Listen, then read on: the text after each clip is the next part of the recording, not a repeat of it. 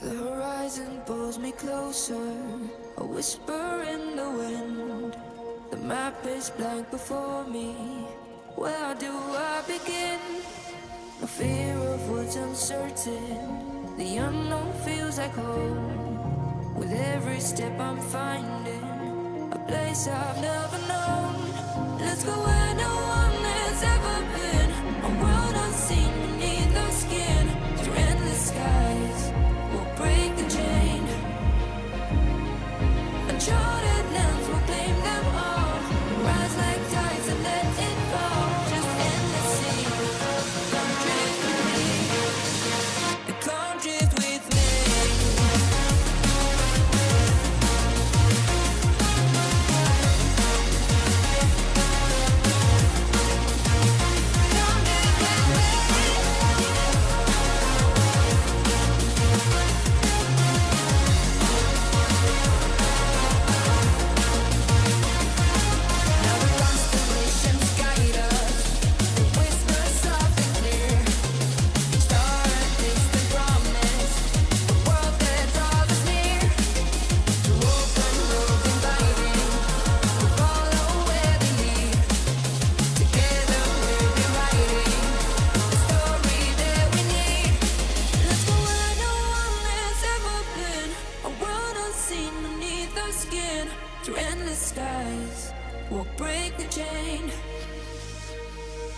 Uncharted lands will claim them all. Rise like tides and let it fall. Just endless seas. Come drift with me. Come drift with me.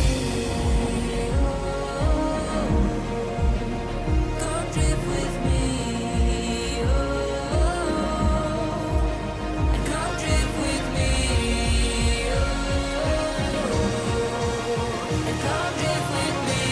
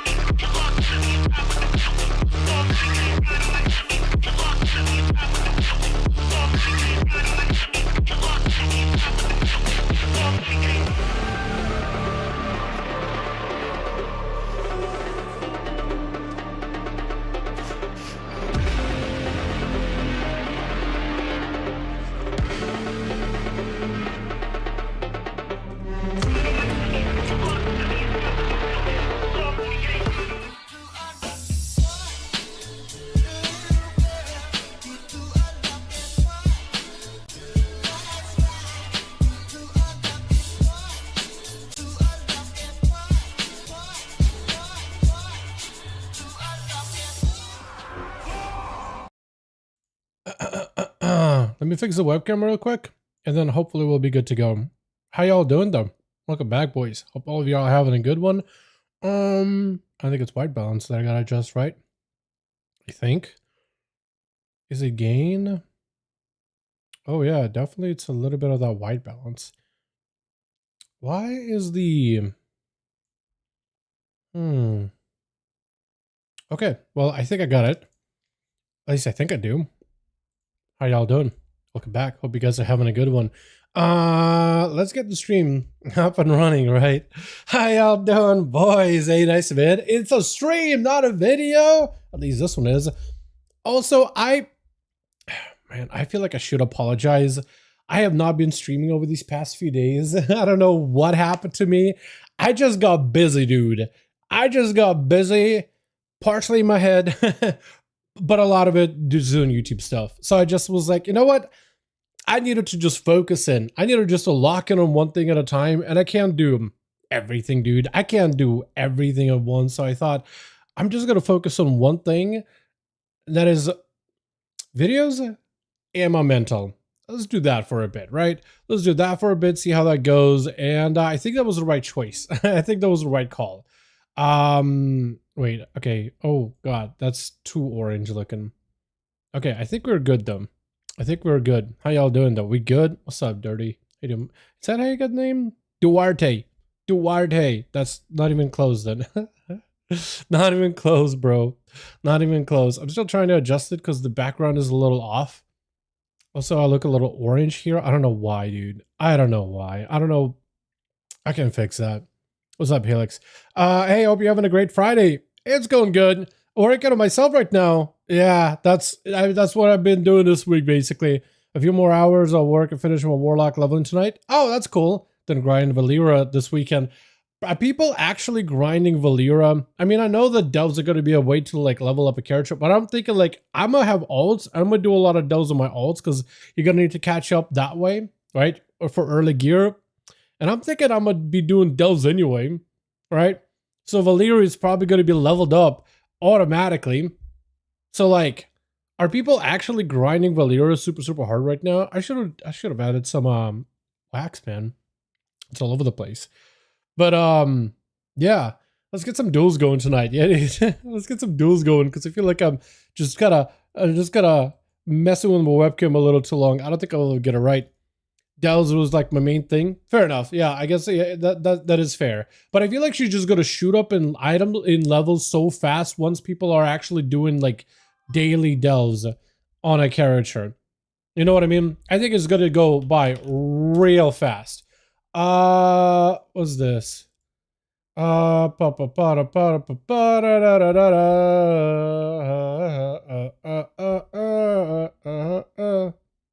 Freestyler, appreciate the message. I'll check it out later, my friend. Thank you so much. You telling me I gotta relog in? Streamlabs, please. Streamlabs, please.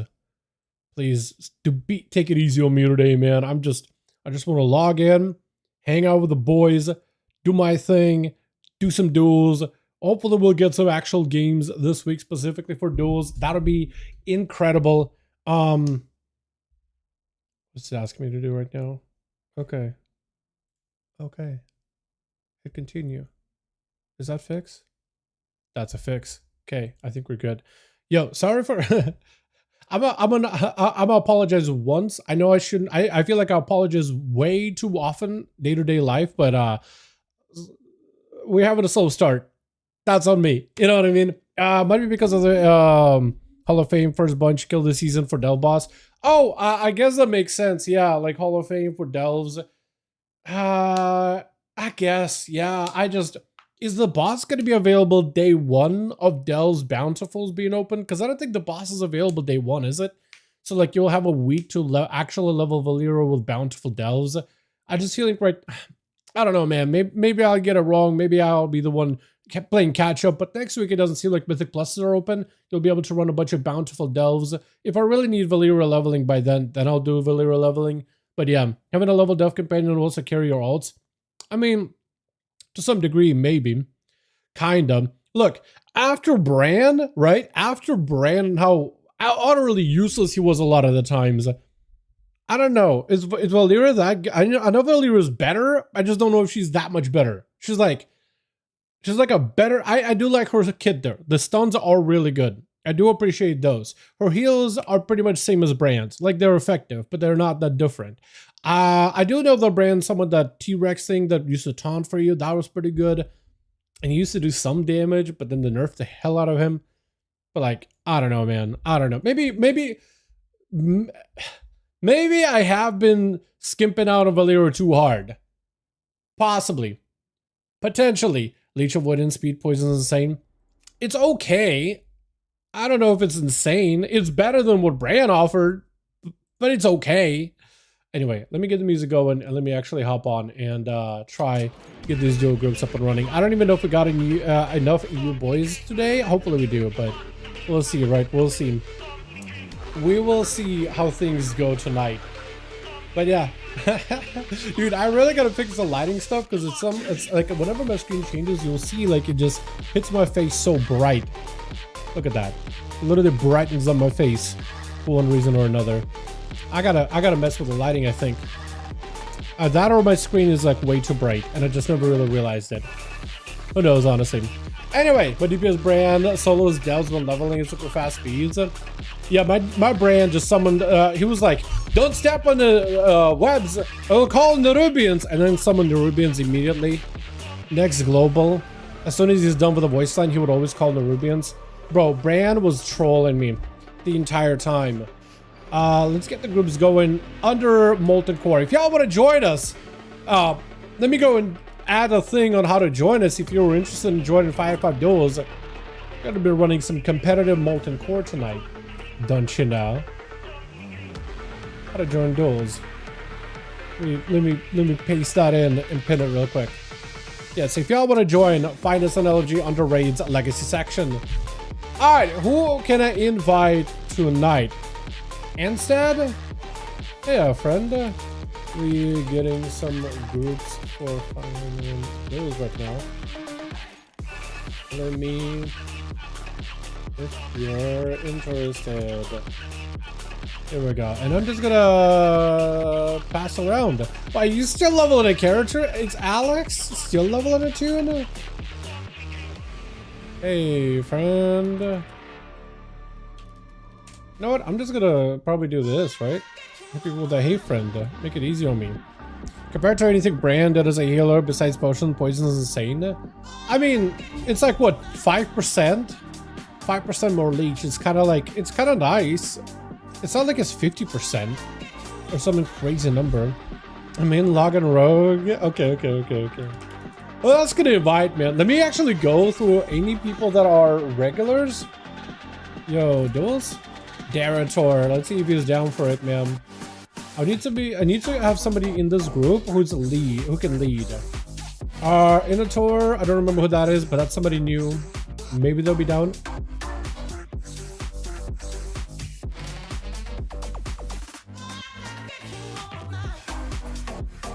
Bro, seeing Krager online is wild to me.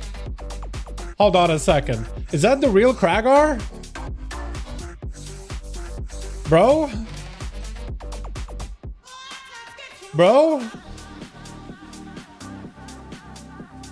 Is Krager down for duels? Huh? 10% of everything? Is it 10%? That is actually not bad. 10% is pretty good. 10% is decent. Krager says yes.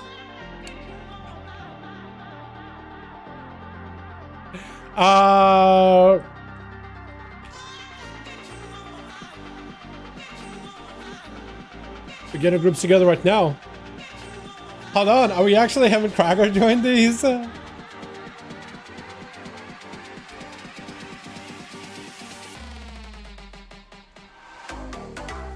What?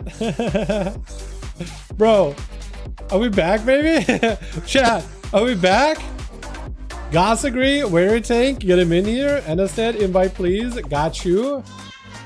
Yo, Johnny boy. Johnny, I don't know if you're in chat, but if Krager is making a group, we may just have to like have you guys in one, Krager's group in the other, if he's gonna be bringing his own boys. And we might just have to rotate it from time to time, man. Get some new bodies in. Yeah, I'm here today. Let me know when to inv. Krager is around today too.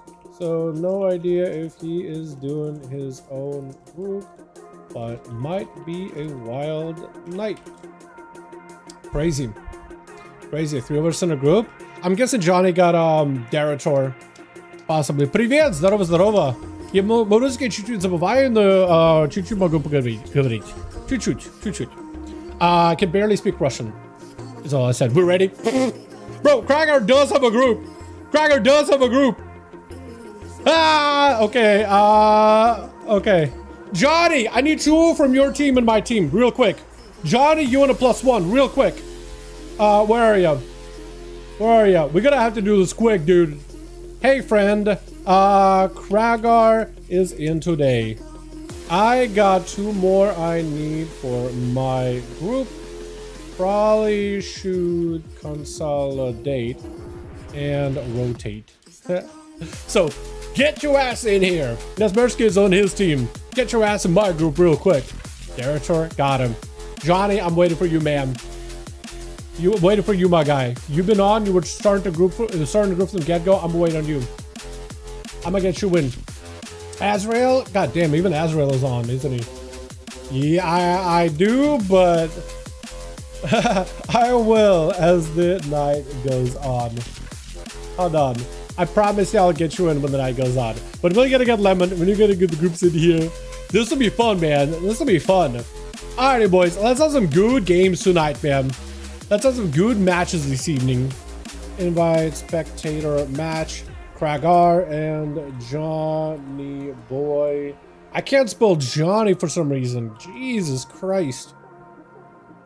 Church of Latter-day Saints. Nagrand. I can spell Nagrand, apparently. Alrighty. Here we are, boys. Let's have some proper good duels. Let's put on a show, dude. Let's make these fun. Right? Let's make these fun. Boys, bring in the Hugh Knight. Hopefully, man. I hope so. Zach. Corey, all good. Let me know when you're ready, guy, and we'll send it. But yeah, hopefully tonight will be fun. Sean, you want to join? Do you join these shows normally? We got spots. Well, possibly, probably. If it is going to be Krager and Johnny, we'll just do like a couple of matches. Then we'll rotate some people. Couple matches, rotate some people. And an hour earlier, usually everyone's in a weird part of it. It's an hour earlier? Okay, hold on a second. I am not here an hour early, boys. By the way, I'm not here an hour early. Daylight savings is a thing. I don't know if it hits you guys first or hits me first. I don't know how it goes, but it hit me and I'm here on my normal. I'm here at 2 p.m. EST, East Coast Standard Time. I'm here on time. So yeah, it's a little awkward, but yeah. It's a little awkward for everybody. End of the month for us.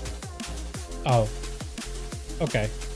Don't you guys like start yours like the daylight savings before us when they initially like gain an hour and then you guys lose an hour later? I guess that's weird. Ready? We send it again. Is Johnny in the chat? Because I just want to know if he's like keeping up with what I'm yapping. Or you know what? Danduin or Darator, do this. Keep Johnny up to date. Like if you pop it in the stream, man, keep Johnny up to date on what's going on, right? Also give us some really good matches, man. I want to see some proper honorable duels. I want to see some bowing. I want to see all that good stuff. The fanfare. Let's have some fun. How you doing, man? Hope you're having a great weekend, by the way. We get an hour in October. Yeah, so you guys gain an hour first and you lose an hour last. Yeah, it's that weird like desync between the two regions, man. I can't do anything about it, chat. I can't do nothing about it. I'm just gonna stream normal time. EU, you guys gotta catch up. It'll sync up again later. Don't you worry. It'll be fine.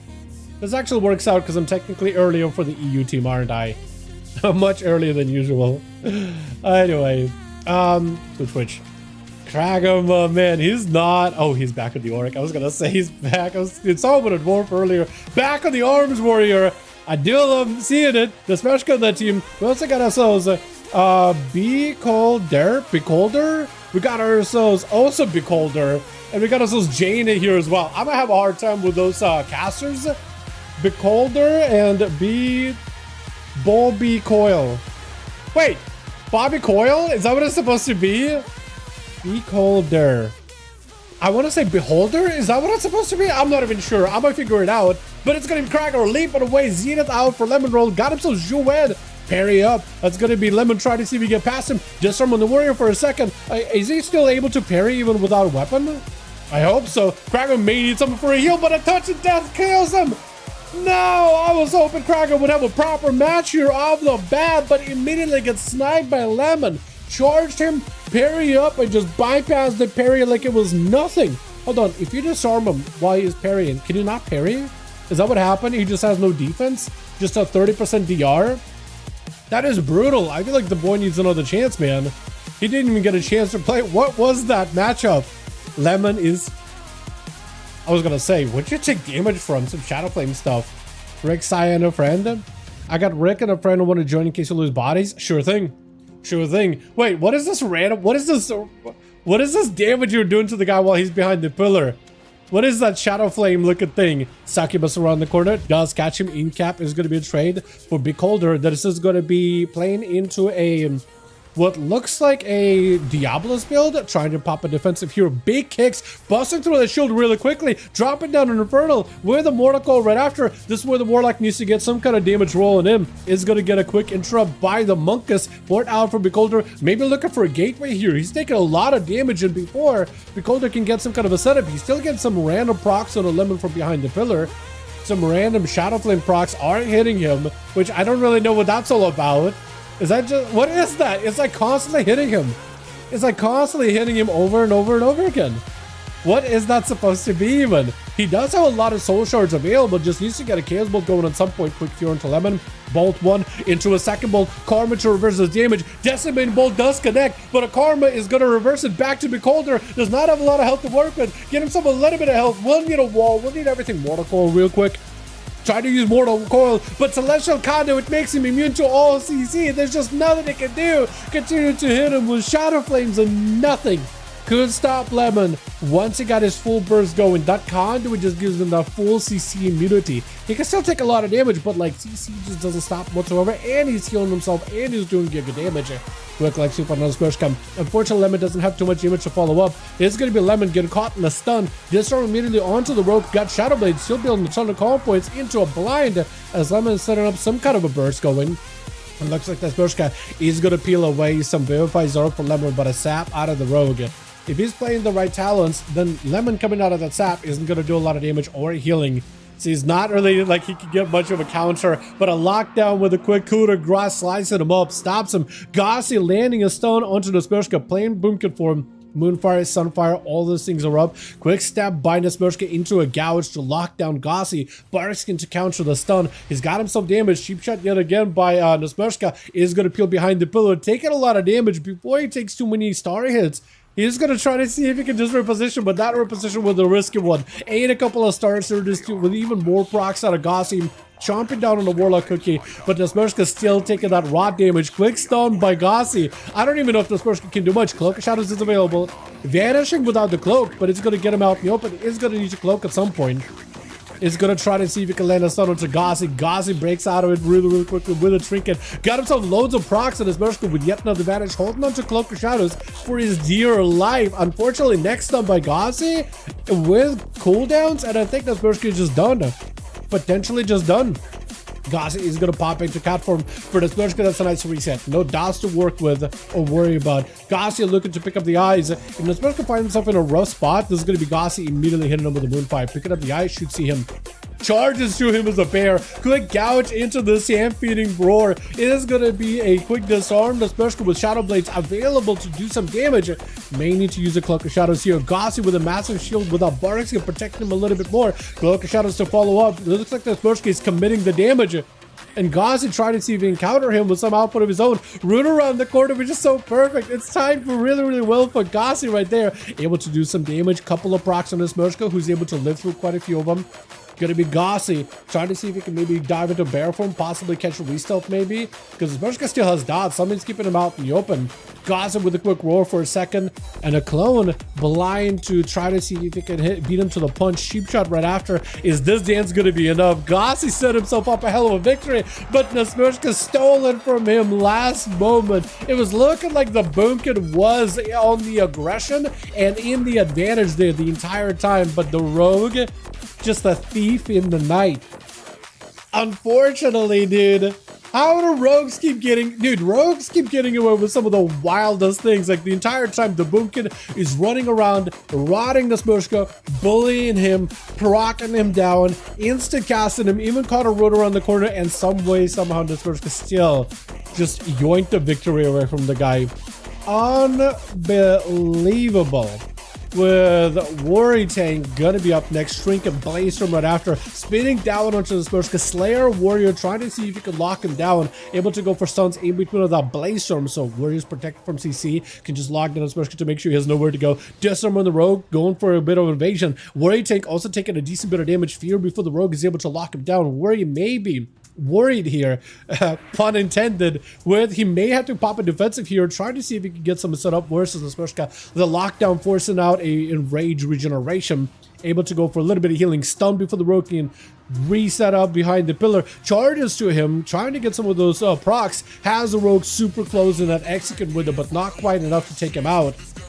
Eyes is available on the other side, so might be looking to pick it up, fighting the Rogue with those random whirlwinds. The Smushka eating an execute, cheap shot right after him, may not have enough damage for the Warrior, but this is the only lockdown he's got. Warrior borrowing on some health with a rallying cry, charging to catch up to the Smushka. Needs to make sure you keep the Rogue slowed down, just an execute away, tricked by the Smushka, blind to reverse it, trying to find himself some respite behind the pillar. Leap by the Warrior, looking to reconnect, is able to get to, and the Smushka cannot lock him down at all. Looks like the Warrior is going to be able to take him out with the last bit of execute at the end around the corner. With Jaina, the Frost Mage, going to be up next. What a song, let's go. If you want the mix, by the way, there's the entire mix I play on for the dual stream, boys. There it is. So if you just want it, I try to update it whenever I can. I try to be selective to make sure like YouTube doesn't have any issues with the music that I play. But the mix that I have is generally pretty good. Ice Wall, just wall this guy's off. Walls apparently do work in Azeroth, at least, or at least in that great arena. I like the Ice Wall strat. It just kind of out of left field, it feels like. Interrupt on the Ray of Frost. That is quite a bit of burst out for Jaina. Jaina does have a second charge of Ray of Frost in case they need to. I haven't seen a Frost Mage in a second here, man. The constant damage they're doing is pretty good. Blocking this damage is Warrior Tank. So far, he's been able to live this quite well. But we're trying to live stream this week, man. I have stuff going on. Massive burst out for Jaina, catches that Ray. And once he got you in his sights, there's nothing the Warrior can do in that situation. Darator is going to be up next. I'm liking your mock. What's with this like lover boy look going on? Like Romeo type of thing. I mean, I don't hate it. It's very, very all over the place. Very all over the place. A change up compared to like a normal paladin like look for it. Takes a massive sound. Yeah, hell yeah, dude. Hell yeah, Romeo. It is literally Romeo. Like, he's looking for his Juliet. Instead, he just got a Jaina wrapped up in, what is your mog even? It's like a sweatpants, sweatshirt, and like ethereal wrappings for your head. Spike, it does not quite put Darator in a rough spot, but does force him behind the pillar. Looking for a catch-up. It looks like maybe Jaina might be playing a very aggressive here. Does land a counter spell. It is going to try to see if he can drop down some burst with a lot of these procs. Ray of Frost, that's going to be ripping right through the lay on hands of Darator. He's not in a good spot at all. That Ray of Frost did a lot of damage, a lot of value. This is where Jaina is actually going to back up out of it for a second with a bit of the first aid, looking for recovery. Darator does have immunity still. Block available for Jaina. They can still play with it. I bet he plays Cupid. Possibly. Cupid would work. Okay, Sag, hope everything is okay. Yeah, everything is good, man. Everything is good. It just would end up being one of those weak. My man, I have no idea how to say your name. But Akahabe. Let's go with that, right? Akahabe. Because I try to get people's names right when I can, man. But it's just one of those days where I'm like, you know what? I need a break. I need a good mental. I got season 1 content coming up. I'm gonna take it easy. That's essentially what it came down to. But I spent a lot of time working on videos inside of that, right? A lot of content to look at, especially with the fact that they already got patch 11.205 on PTR even before seasonal content is here. It's like, Blizz, slow down. I know you guys already have like patches ahead of time ready to go, but that's a little quick, man. Can we just even just take a bite into season 1 content for a little and then you give us a bit of a preview? Like one at a time. I got too many things happening at once. Looks like Jaina does go for the block here. Did not feel comfortable around Dalaran, especially popping those wings. I felt like there was going to be a lot of pressure needed to counter with an immunity, but now Dalaran is a situation where he can rotate between Spellward and a bubble, and as long as he has good consistent pressure, there's not much Jaina can do. Jaina looking to lock him down, trying to see if he can force a block out, a bubble out of Dalaran, and is able to force a bubble out of him. If Jaina can somehow survive this for a little, then Jaina might actually not have to deal with Spellwarden, because this is going to be a forbearance lockout for Dalaran. Able to reposition a little, trying to get some damage going. Second block is available for Jaina, does go for a block here. I didn't realize he had another one that quick ready. He's gonna go for that Shimmer Blink, but unfortunately it's just not enough damage. Dalaran is able to lock him down. I didn't realize the mage was playing the Shimmer, not a normal Blink. With Bobby Coyle. I like that name, Bobby Coyle. Bobby's gonna be up next. He's kind of blinking all over the place. Hard to tell exactly what the Death Knight is, honestly. But Dalaran trying to see if he can potentially live this. Spellwarden, unfortunately, a lot of the pets he has do physical damage. So if he stays next to those pets for a little long, they're actually going to deal a ton of physical damage. And Bobby, I'm surprised he didn't get like, oh no, this is not an army goal. It's just a proper, just army, normal undead setup. He's still waiting the army and saving it for a little bit later. And it looks like that's where the army comes out. As soon as Blessing of Protection comes out, silence on Dalaran to try to make sure he can't get any recovery. Wake of Ashes looking to stun the pets and get himself healing, but he's just taking way too much pressure from a distance, surrounded by the army of undeads. He needs to get something going. Bobby putting in the pressure. Shield of Vengeance is a last-ditch effort for defense, trying to slow down all of those pets, but him going back to the A-bomb, taking way too many hits from all those other minions. And with the Rider still on his tail, stun onto Bobby. Bobby breaking out of it with an ice-bound fortitude. And Dalaran still surviving. We are 12 minutes into the duel, barely any health, and it looks like that last coil does end up clipping him. With Sabadell unfortunately getting slowed down immediately, but it is going to be the Death Knight back in his pets away to give the Rogue a proper honorable match, giving the Rogue a proper chance to duel.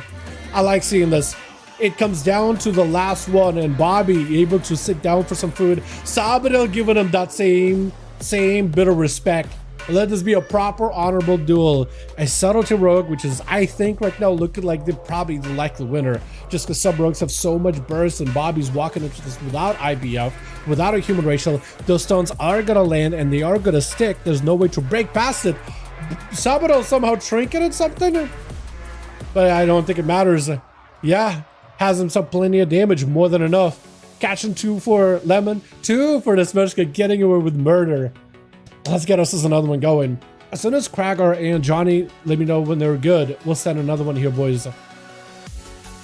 Holy moly. Dude, give Kragar a proper chance here, man. Ready? Question mark? Beautiful. Beautiful. Oh, no, sure. Okay. Sending it immediately. You guys have any, like, arena? Let's do Toberon. If you guys have any like arena recommendations or preferences, call it out, man. Call it out to me. If you're like, yo, throw him in that hook point, or throw him in the Dalaran sewers, or whatever.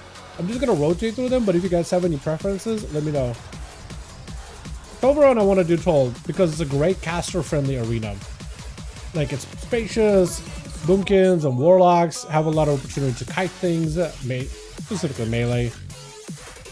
I used to hate this arena, but it grew on me like a tumor, and I just accepted it. Seems like a bad joke, because cancer is kind of a bitch, isn't it? Yeah, probably a bad joke, but you get what I mean. I used to not like this arena, and then I'm like, well, actually, with some of the later ones that Blizzard released, they didn't quite fit for that duel format. Like, Mugambala is a little weird with that one pillar down the middle. Meldrax's arena pillars are way too big. The one with the centaur from Dragonflight, the pillar down the middle wall is a little odd too. Some of them have been a little weird for duels, but this one fits really nicely. Which got ourselves. I don't know who's going to be first up over for the team one, but it looks like Dalaran already charging out as the first one, man. The Paladino versus Kragar. This might be Kragar's one of his potentially worst matchups. I don't know how Warriors deal with Paladins, but that blind does not connect. I don't know if a reflect was what stopped it, but it's going to be Krager backing away, immediate blaze him as soon as the Dawn Light does connect, backing away out of this completely, trying not to give Darator any opportunity to do any damage while Wings is active. So the Warrior is going to extra respect Wings on the Paladin. Not a bad move. I could totally see him go for like a stun. That's going to be a trinket. Stun back on the Darator. Does human racial out of it. Wings are gone. So for Krager, this could be an opportunity. Does go for immediate disarm. Shield defend itself for Darator. Unfortunately, he does have a consecration that is going to pop a slow onto Krager. So Krager is going to have a bit of a harder time really closing the gap with the Darator. But he is able to so far deal with the Paladin's damage completely. Wake of Ash is back up and available, so Darator could set something up again. But this is going to be Krager locking him down. Big demolish, landing it to try to see if he gets some damage. Reflect up in case there's going to be another Hodge, but Darator got plenty of ability to escape it. Krager with the leap around the corner. Does he get a charge? Spear does connect. Nowhere for you to go. Does go for the Hodge, but it's a defensive Hodge. Darator just kind of stuck with the Warrior for a second. Krager had a lot of potential damage, potential output. Darator wants to make some output happen here with Wings of his own, but Krager just going to shut it down with a Thea, or may potentially be looking at a parry here. Massive work. He is huge, dude. Especially with that avatar, he is massive. Picking up a little bit of healing reflect, but unfortunately it's not going to be a Hodge out of Darator. Wake of Ashes is going to connect. So Krager is going to try to see if he can get around it with a disarm immediately. Darator going for a more defensive heal. War breakout for Krager. Or rather, Colossus Smash, because War Break is no longer a talent. Or rather, they just called War Break Colossus Smash, and there's like the only version you have right now. So Colossus Smash always AoEs essentially. But for Krager, that is going to be another charge. Try to see if he can keep up with Darator as best as he can, but he's just going to have to peel behind the pillar for a second. Still taking a bit of damage from Darator. That hammer does a little bit, but not that much, damn. And it's just the Paladin right now just blinking away at Krager a little by little. Reflect up a little early. Unfortunately, it's not going to have Darator popping the Hodge too aggressively. The backpedal is so real. Yay, man. Hey, man. Who, the Paladin? Look, he's playing on Steam Deck, I think. Yeah, I'm pretty sure he's literally playing on Steam Deck, so I don't know if he's, ROG ally or something. What? He's on a handheld, man. Paladin is so scared. You definitely can tell that the Paladin does not want to mess with Krager, and he's just cheesing him out the entire time. That is something I will agree. Darator has recently been changing his strats where he's playing it super extra carefully. He's like, you know what? I'm just going to Dawn Light him and not fight him. Where Krager's like, come here, let's get some damage going, let's get him to melee. And he's like, well, I'm a range class actually, so I'm not going to get into melee with you at all. I am hoping Darator is not running the auto attack Crusader Strike talent, because I feel like if he is, he's definitely not getting any value on it whatsoever. He's losing holy power generation altogether. Krager able to get past these stuns, going for a bit of damage. Finally get Darator locked down. Without a hand of freedom, he can't really escape. Blind, and again, you can see the Paladin. Like, I'm just gonna rot Krager and walk away. I know I'm a melee class. I'm just not gonna play the melee game. Nope. I'm a wizard, don't you know? I'm a mage. I'm a mage. As he's riding on his horse. Stun lock. Krager with the demolish. He is going to have to get stuns and go for demolishes whenever possible. He may not be able to get the best demolishes, but just to enable damage window for him is going to be a must. Trinkets, parry right after, and Darator is just going to kite him out completely. That's where Krager trying to see if he can make some damage happen. I don't know if he has a charge around the corner. Leap with that spear, locking him down in place. But Krager's health is not doing that amazing. Darator with a set of wings of his own. Krager's gonna have to be very, very careful with those. Maybe disarm, possibly disarm. Back in the battle stance to make some damage happen, but I don't really know if he really can. Defensive stance right after, charging back in. Krager is not going anywhere anytime soon. He does have a little bit of healing. He may need to pop some kind of a sub pre-heal. Hodge, it is going to be very short though. At least it's going to be very, very short for him. So that's really, really good. But Krager's health is not looking great. Together with a Dawn Light and the Shield of Vengeance, backing away out of there. Quick chomp down on the Warlock cookie. And does have Rallying Cry in case he needs to. Die by the Sword is going back up at some point in the future. He may just have to go for some kind of short, small setup with the Darator. Does go for a short stun. Maybe this way you just go for Demolish as long as you have line of sight. You need to reflect for a second. He might just have to disarm for a moment. He doesn't have a lot of health to work with. May have to go for a Rallying Cry here. He's going to take a ton of damage. I think a pure Rallying Cry might be the play because there's going to be a Hodge out of this, out of the Pally at some point. Does go for a Battle Master Trinket for a better heal. May still have to go for a Rallying Cry, but he's just rotting down behind the pillar. We'll need something here, especially if that Battle Master Trinket falls off. Rallying Cry comes through. He does have it on a minute cooldown. Stun short on the Darator. I don't know if he can pick up much health out of him into a quick fear just to lock down the Paladin for a second. And Kragar, unfortunately, is having to walk through a consecration again and again. There's just not much you can really do about it. Reflect up, but no Hodge. Out for Darator. Darator is going to be stuck with a spear. Hodge is going to be perfect. Try to see if we get that line inside of Kragar. Kragar does have a parry coming up very, very soon, so it looks like he might just go in and commit a parry. Potentially, I think that might be the play. Parry and do with whatever damage you can. Shield of Vengeance out for Darator. I don't know if Kragar can have any kind of heals at all. Warlock also looks like his backup unavailable. I don't know if he just chomps down on right now.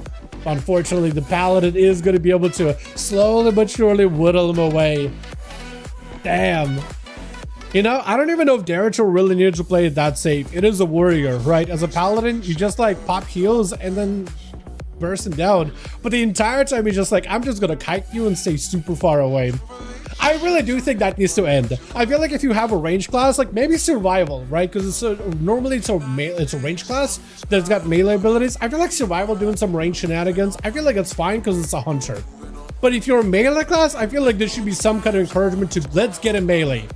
Get up close, get up on melee, you know what I mean? Maybe like an Holy Death Knight, right? Because they do a little bit of range with coils and glowing shadows, scourge strikes nowadays. But a good portion of the damage is from their pets. Physical damage. So there it kind of makes it seem, okay, Frost gets up close and shatters the bones. Unholy sends the pets and does damage from a distance, kind of like a proper necromancer. So there I feel like it's fine. Survival Hunter I feel it's fine. But every other spec, like, I feel like they need to get up close and melee. You know what I mean?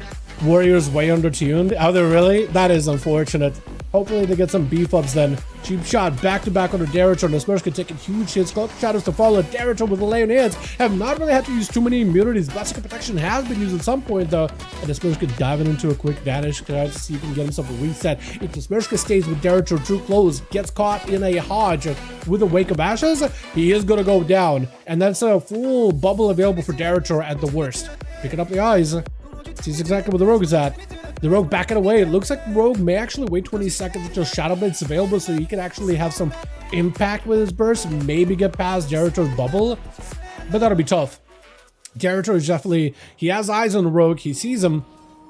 And he's going to be able to Wake of Ashes him out in the open. This is where the Rogue needs to have a go now. Immediate Trinket. Trinket trade by Smurfska. Shadow Blade is not even available. That is going to be a bubble. And Smurfska unfortunately stuck out in the open. He can't vanish. He got an evasion. Maybe they'll give him like some damage reduction. Maybe some dodges. Although so much magic damage comes out of Darator, you can't really dodge a lot of this hits. Disarm for a second. Smurfska may need to wait until a Hodge is available. Or cheap shot.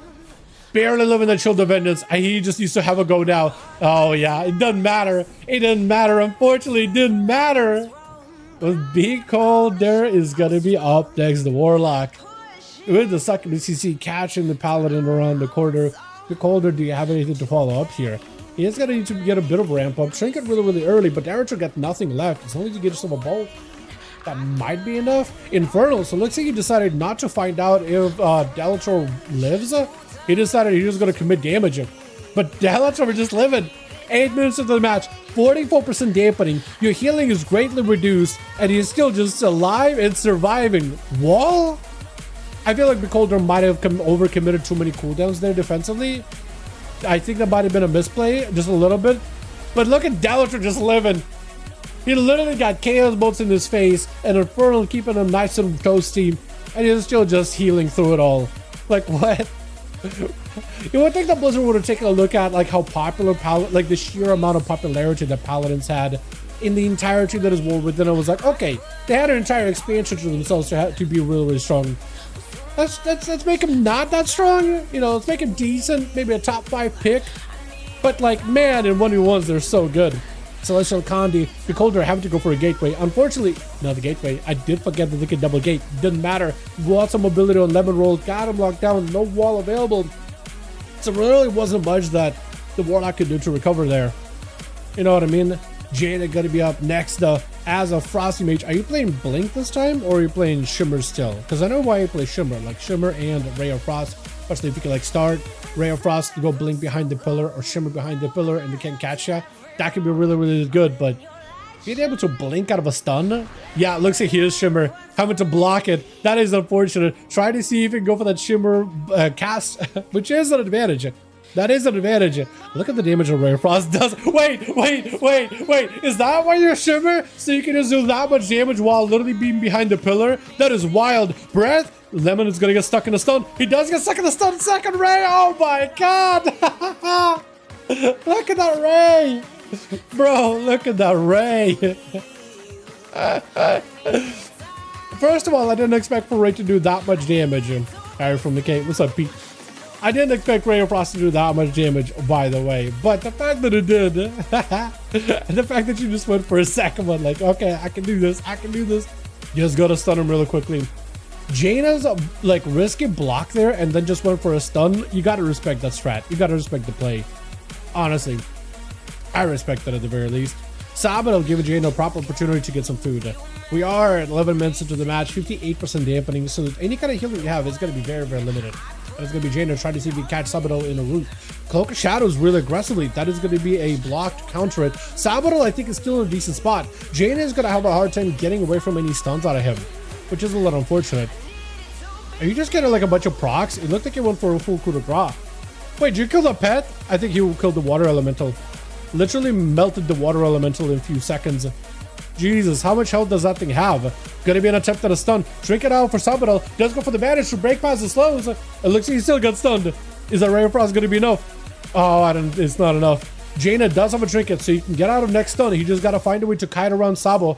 That's all you can do in this situation. Does have a trinket with the Nova. Barely any health. Blind right after. Sabado just needs to just touch him once with a single auto attack. Can Jaina do much about this? Nah, just go so quick with this rate. Taking him out of there. Major Rogue is crazy good right now.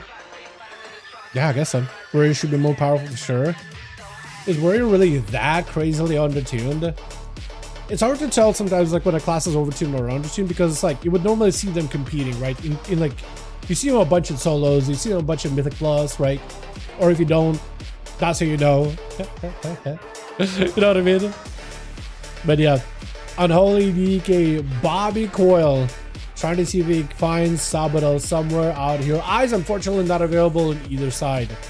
I do like how they gave everybody this charger horse, by the way. Initially on beta, it looked like it was going to be a paladin only mount, but it looks like they just made it like, let everybody have this charger. Because it's pretty cool looking, right? It's got the whole Scarlet Crusade look. I know there's quite a number of guilds that have this like whole Scarlet Crusade style roleplay, so all of them got a matching mounts now. Which is kind of neat, honestly. Death Indicate down. Unfortunately, Sabado ain't out and about. Eyes on either side, not available yet, but Bobby is hanging around it. Stabbed by the rogue, striking immediately, kill the shot. It's going to be a short stun by the main ghoul pet. IBM still comes out of Bobby either way, though. Trying to see if he can set up some damage. Cloak Shot is with an evasion. Sabado committed a lot of cooldowns. Bobby with the death pack, but it barely does any healing for him. At 74% dampening, it just gives him no health to work with. Sabado just went in all the way just to destroy the Death Knight. All in, just committed all damage into him. Well done. Well done. Alrighty, let's see how the groups are looking. Kragar and Johnny, let me know when you guys are both good. Let's do one more and then we'll have like Johnny open up the group for like a rotation. Let's do it like that, yeah? Duels 90 something. 96. Let me know if ready. And let Kragar know too. Hopefully Kragar doesn't get like, what's it, discouraged or anything. Wait, is Rick back? Yo! What up, friend? Yo, Johnny, could we actually do a remake right now real quick?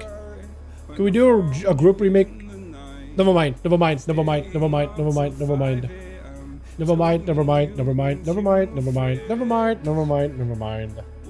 me and Coach ready to play? Yeah. Back into the game? Yo, Rick is back. Okay, I'll see a spot after. We'll send another one. We'll do it into a, what's a good arena? Hook? I think Hook is a little small. Yo, please. Give my man Kragar a proper matchup. If Warriors are weak, please give him a class that's at least even. Please give him a class of at least an even Stevens type of class, man. Please. But people complain about palette. I don't get it. Unholy DK, DH, Warlock are the same Unreal good hard AF. Wait, seriously, Dan? Hold on. Is that real? Is that real? Is that real? Is that real? Really? Hold on. Dude, anybody that played War Within, right? Everybody that played in War Within. Anybody else, like, wondering, like, why is everybody complaining about paladins? Not real. Yeah, no, it's gotta be troll, right? It's gotta be a troll comment. It's a rage bait. I'm not gonna get one guide. I'm not gonna get one guide. Anybody that actually played War Within and, like, really played solos and been competitive, like, you know exactly why people don't like palas. You know exactly why. I'm not gonna get one guide, man. Bait, 100%. 100%. We don't need to argue. Which. Oh, a bit of a rematch. Krager versus Lemon Roll. Monk versus Warrior. I do wonder what happened last time, because Krager did pop big defenses versus Lemon. Lex Sweep to follow. He's gonna wait. Karma is going to be disarm while parry's active. I think that disarm does remove his ability to parry. There's going to be a lot of damage out for the Celestial Conduit. Actually dodging past the spear. I don't know if Krager can leap to the spear. Yes, he can. He's going to get a short charge stun onto Lemon, but it doesn't matter. That was a monk damage. Krager literally walked in, tried to make some setups going, and it was literally not really given much of a chance at all. Seriously, what just happened? Somebody explain. Please explain. Root down onto Lemon. Random proc of Ascendance on a Johnny Sins. Trying to see if he can take down Lemon. Got a bunch of elementals chasing after him. Doing decent bit of damage. Zaps around the corner with a Stormkeeper. Finally landing some hits. It looks like that Ascend actually lasted for a while. Is that an on-use Ascend or just a random proc Ascend? Because it looked like a random proc.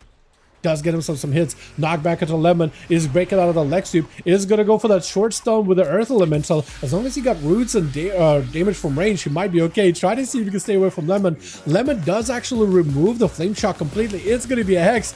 I like how you can still use the dash while Hex, by the way. That I was not aware of, but it's going to be Root around the corner. Incap by the Monk is trying to go for some heals.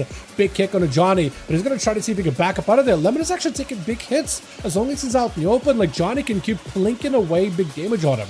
Lava Burst, Flame Shocks, procs of Lightning Bolt. You also got that Voltaic Blaze doing a bit of damage too. Stuns around the corner is going to connect. You have a second stun totem loading up. You do not. Johnny says does catch a quick root on the guy. Immune to silences for a second. Got him some big zaps. Fist of Fury trying to see if he can counter. Wall down for Johnny says looking for a Hex, but Lexipir is going to stop him. May have to burrow on the ground to escape the damage here.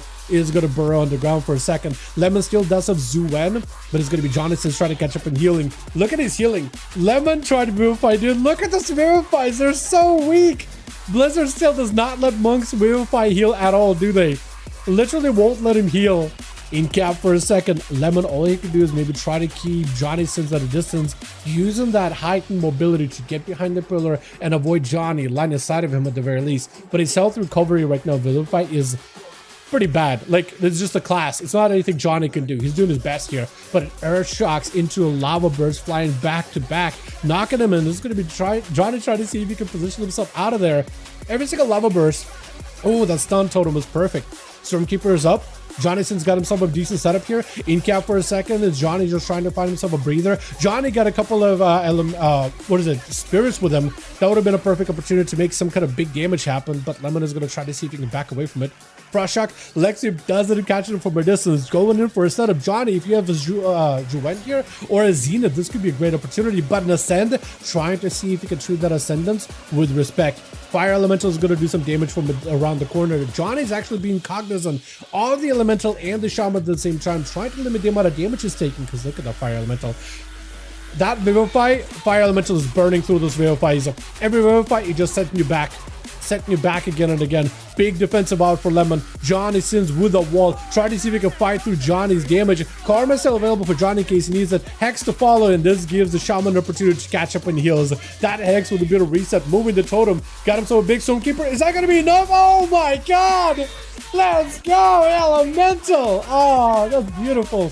Catch an immediate root onto Wary Tank though, who's trying to see if he can close that gap. Johnny getting hit with a stun, has a trinket back up, also has a burrow down, is going to use the totem to separate away from Wary. It's crazy that this totem actually stops a Blaze Storm. There's only so many things that can deal with a Blaze Storm, but he just gripped it away. Burrow down, as the warrior did use all his mobility, all his charges in order to reconnect with the shaman, and those roots and slows are going to be detrimental until he can get a charge back.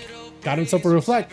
Jonathan's just going to reflect summon back to himself. Needs another frost shock if possible. Knockback available. If Wary Tank positions himself incorrectly, he's going to get knocked far away into a stun by the Earth Elemental. Feel for a second so Wary can get him here, rooted out, but he's right next to Johnny. Johnny actually going to go for that. He interrupt immunity with the Spirit Walker's Race to make sure he can get the Hex off, setting up a totem. It does still stun Wary. I'm surprised it actually connected. But it's got himself the Ancestor that's going to add a little bit passive damage. Earth Elemental with the Storm Elemental also back there harassing the Warrior, who's trying to go for whatever heal he can. But Johnny getting hit with a stun. Knockback, and the Warrior having to use a charge immediately. Does he have another charge? He does have another one baked up. So he's able to reconnect and stay in melee with Johnny, who's got that wall he needs. Perfect wall for him. Exactly what he needs in that situation. Dropping down more meteors. Ancestors is joining the fight. Ascendance is in play. Just needs a little more damage. Frost Shock into Earth Shock and just clobbers him down. Looking to catch up whatever healing he can. Next up, either Sabado or Gossagri. And it looks like it might be Sabo or Gossi. They're kind of both waiting. No, it is going to be the Rogue. It is going to be the Rogue. Johnny, be aware, it is a Rogue. Well, now he knows, right?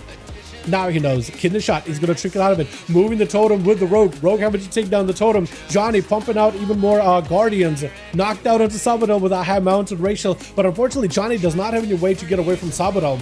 There's just not much you can do right now. No defenses, nothing left. Does drop down a stun totem, but it just does not connect. Nevermore, the Paladin going to charge in next. Sabado is going to try to see if he can escape with a quick gouge. Has advantage in case he needs to blind to rotate off a gouge. And as long as he's standing consecration, it's going to be harder to for him to escape.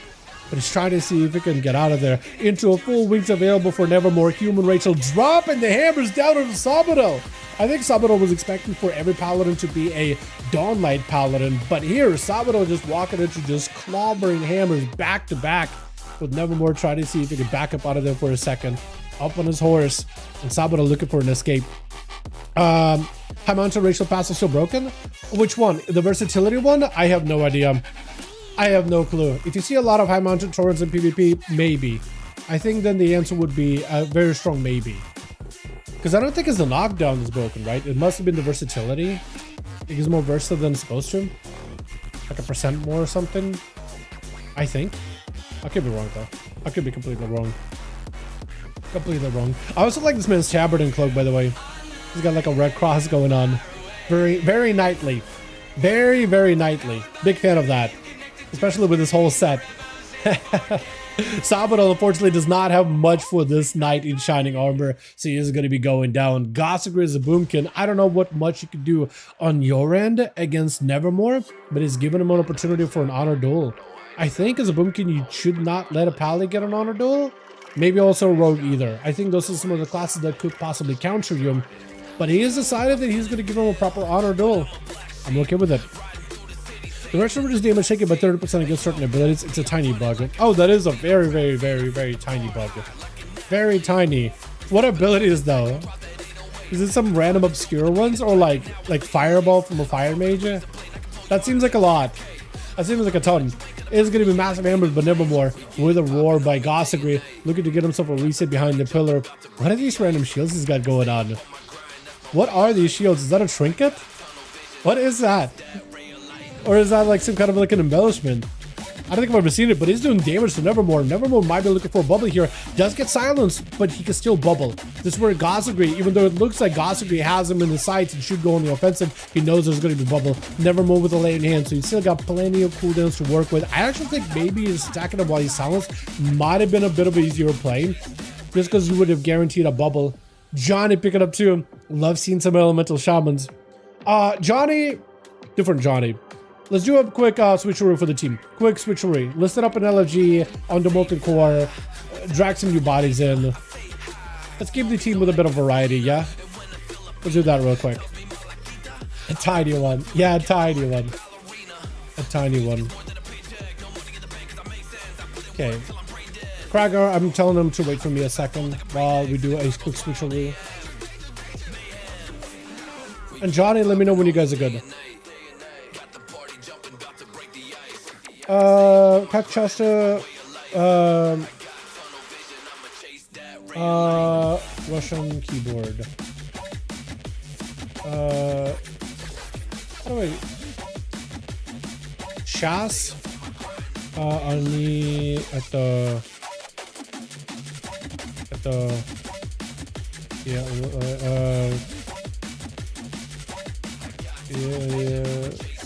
the Ara youth. What is a U? Youth. Chas. Okay, I think I got it right. I could be wrong. I'm trying to tell them they are remaking the team now. No paladins, nerve devs. No, are we doing a no pally rule? Chat, maybe like one paladin, right? Maybe like one paladin rule. Let's not do too many paladins. But Johnny, let me know when you're good. Gotta manage user abilities better. What do you mean? Why don't I fight in open spaces? Because rotation is different. I can hit with the stand. No, it's because you could just hit them from a mile away and they can't even hit you. So you could just use them out. Like, look, we're all seeing how Pallies play. We've been watching these duels. We're not blind and stupid. Let's be honest here. These paladins, man. Well, actually, we'll do it because it's safer. You just went that way. You don't actually have to engage with the combat. You can just judge them from a distance, let the dot rot them. Why put yourself in danger? It makes sense. Look, it makes sense. It's a viable strat. Is it fun to watch? Hell no. It's incredibly unfun to watch. But who am I to blow against the wind? That's on Blizzard, dude. This is why I'm like, Blizzard, I feel like you should make Rep Pally, make him hit hard, but force him to be in melee. They're a melee class, make him do melee. You know what I mean? Maybe give him mobility. How about we do that? Give him mobility, but force him to be in melee, so you can just like kite people out. That'd be kind of cool. I think that'd be kind of great. But yeah, we've seen it way too many duels, man. Trying to like gaslight me is not gonna work, unfortunately. Dalaran sewers. Let's do Dalaran sewers.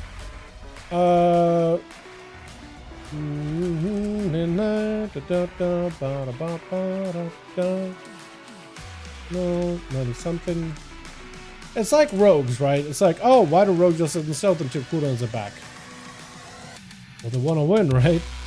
Is it fun to watch? Definitely not. But nowadays, rogues don't even really do that, right? You actually encourage, they change them a little, so you encourage to get back in, and get back in, and get back in, and get back in, right? Like if you're outlaw, cooldown reduction. Subtlety, you have, like, your cooldown's so short, you might as well have another go, and another go, and another go. So you can get one cooldown reset, another cooldown reset, but you got 20-second windows when you do it. You're not resetting every 3 minutes for Shadow Blades, right? Not like you used to. And then even assassination, like blades are huge. So at least there's like some encouragement in that regard. Plus Kingsbane with a little shiv action. It's pretty good, pretty solid. Which attempted to play Roller Society, the gravity doesn't exist. Exactly. Damocles, I like the name. It's gonna be Has we seen this guy before? He's got like a Krager look going on. Krager back in as more arms warrior. We got Nevermore gonna go for a bit of a fly. Johnny over on the gorgeous mountain. Goer is gonna be first up versus a rogue. It is gonna be Sodio main. He's gonna AoE him out. Actually, no, he doesn't.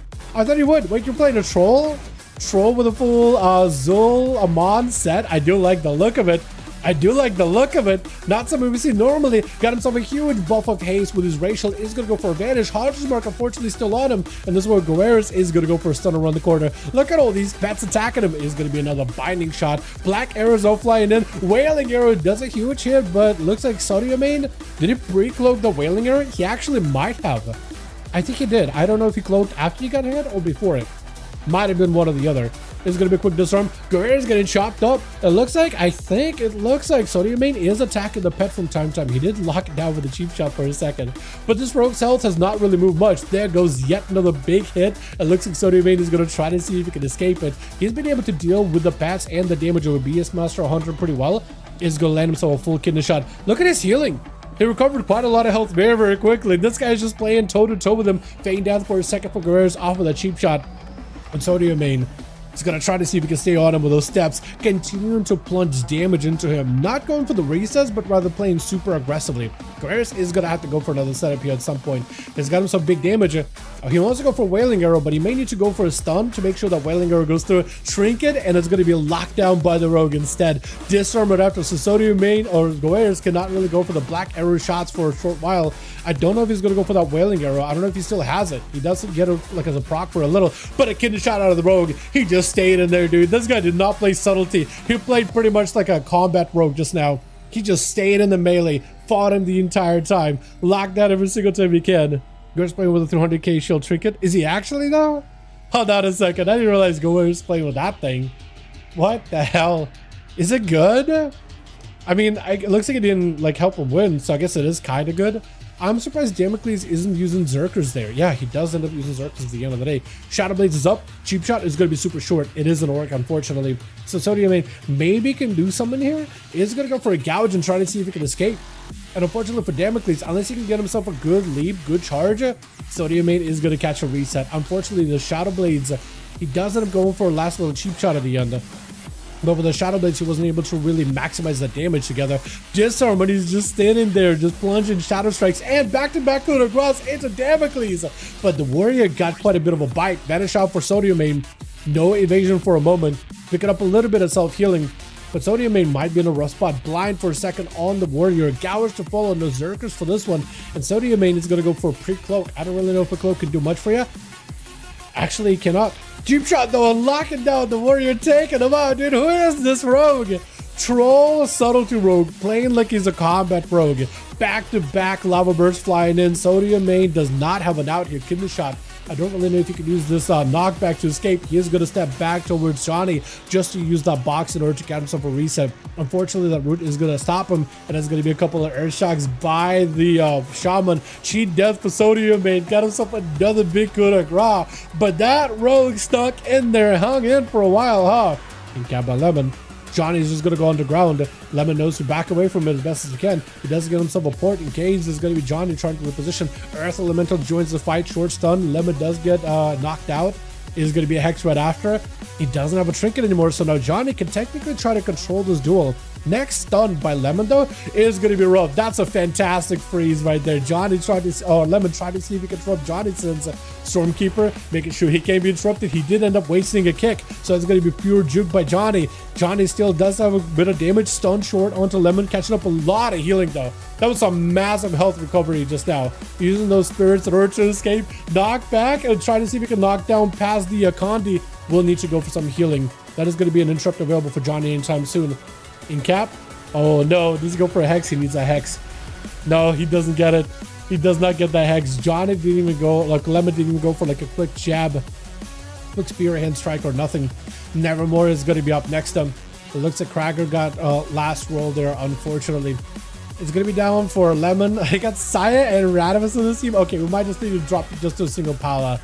We might just need to drop it to a single Pala, boys. Although this Rogue is playing how he was, he might be absolutely a monster.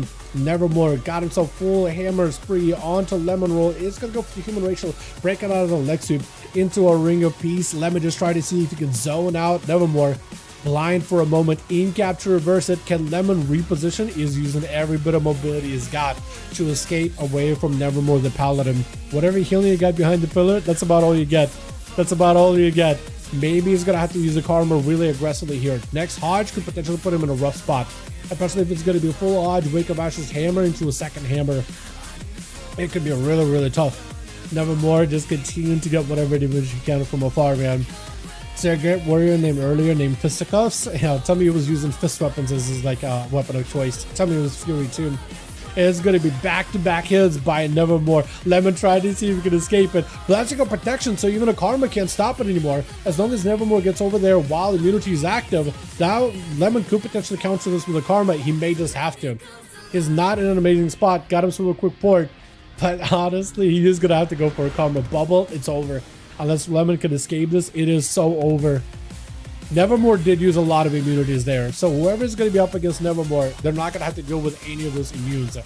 With a Zuen and Condi Celestial, Lemon try to see if he can fight through it. He's got a lot of damage, but not a lot of health. And Nevermore does end up taking him out. with Radimus going to be up next. He got himself adaptations, so next Hodge is going to be pretty tough here for Nevermore. Honestly. This is going to be Nevermore. I don't know. Did it lay on hands him? Like, maybe he has a lay on hands to him. What was that, Hodge? That was straight up behind the pillar, Hodge. Like, how did that connect? Lay on hands is available. His last bastion of defense. I just don't really know if he can follow up afterwards. Radimus taking huge hits. Did end up getting an adaptation on Radimus. Is that the shield? Is that the shield you were talking about? The 300k shield trinket or whatever? Blind for a second by Nevermore. Radimus trying to go with whatever healing he can. Nevermore trying to land an angle on him, but Radimus just escaping him completely. Nevermore able to recover quite a decent bit. Is Radimus also the big hammer build? I wasn't paying attention, to be honest. He's setting up a hammer above his head. No, they're both Templar. They are both Templar. He's going to go for the big lights hammer. It didn't do as much damage, but that second hammer might be okay. Shield defenders for Nevermore. He's looking pretty confident. Stun onto Radimus. Radimus may have to use a bubble here or something. He may need an immunity. There goes laying hands. And Nevermore now got to find a way to survive this. Or stay on the offensive? Hard to tell. Radimus is just chasing him the entire time, keeping up right next to him, not letting him catch any kind of reset behind the pillar. Nevermore completely spent on mana. He can't even go for a Word of Glory cast. He just completely drained. And with this Hodge, I think Radimus does take him with one big hammer that he needs, landing a big hit. Krager's last one left. I don't know how this warrior is supposed to deal with paladins. It looks like he's given Radimus an opportunity to at least go for Flash of Lights. And Radimus, at the very least, is a Hammer Templar Paladin, not a what's it called? Herald Paladin, Herald of the Light. So you won't have that dot damage going on. So maybe for Krager, lack of the dot damage and the constant pressure, maybe he can play around with it. It is going to be spell. That's going to say for reflect, as Radimus I think was expecting a stun out for Krager. Does go for a proper stun. There goes a full on avatar. Full demolished, but unfortunately it just doesn't do enough to connect the damage he needed. And Krager forced to go for a leap just to try to see if he can get back over to Radimus into a Blaze Storm right after, but Radimus backing up away from him completely. It's open to go for a stun of his own. I'm pretty sure Krager is going to get hit with a stun at some point. It does go for a reflect on something, but I don't know if it was a stun. I don't think it was a Hodge. I think it's just maybe normal judgment. Does go for a quick rally with fear with adaptation proccing out for Radimus. Blind to reverse it on Krager. ASUS got a parry. It looks like Radimus is just looking to back up out of there. Krager standing consecration is unfortunate because second wind cannot kick in. But if Radimus gives Krager too much of an opportunity, he's going to start healing. Radimus is like, yo, these flashing lights kind of feeling nice. But for Krager, second wind eventually is going to kick in. He's just going to start recovering a lot of health. Even at 48% dampening, it is a lot of health recovery. Percentage base healing.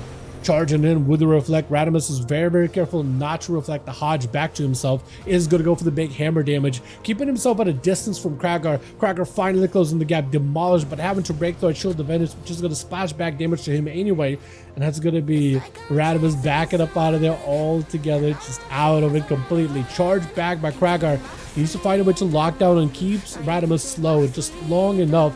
Yet another reflect. Radimus making sure not to throw a Hodge at Krager whatsoever. He does have adaptation coming back up too.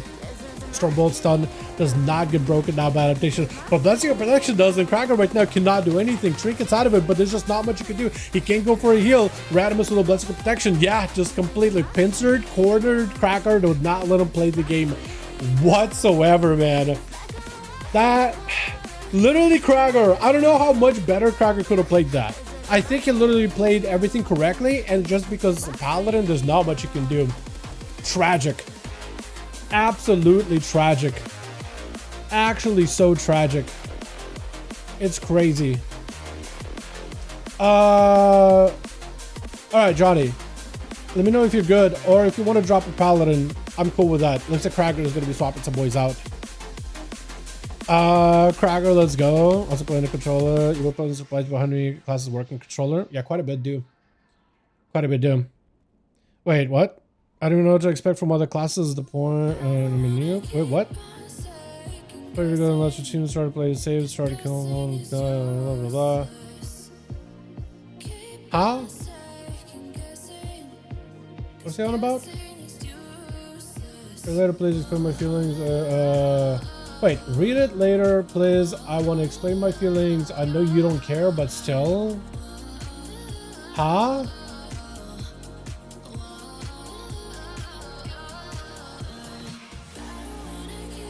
What's this?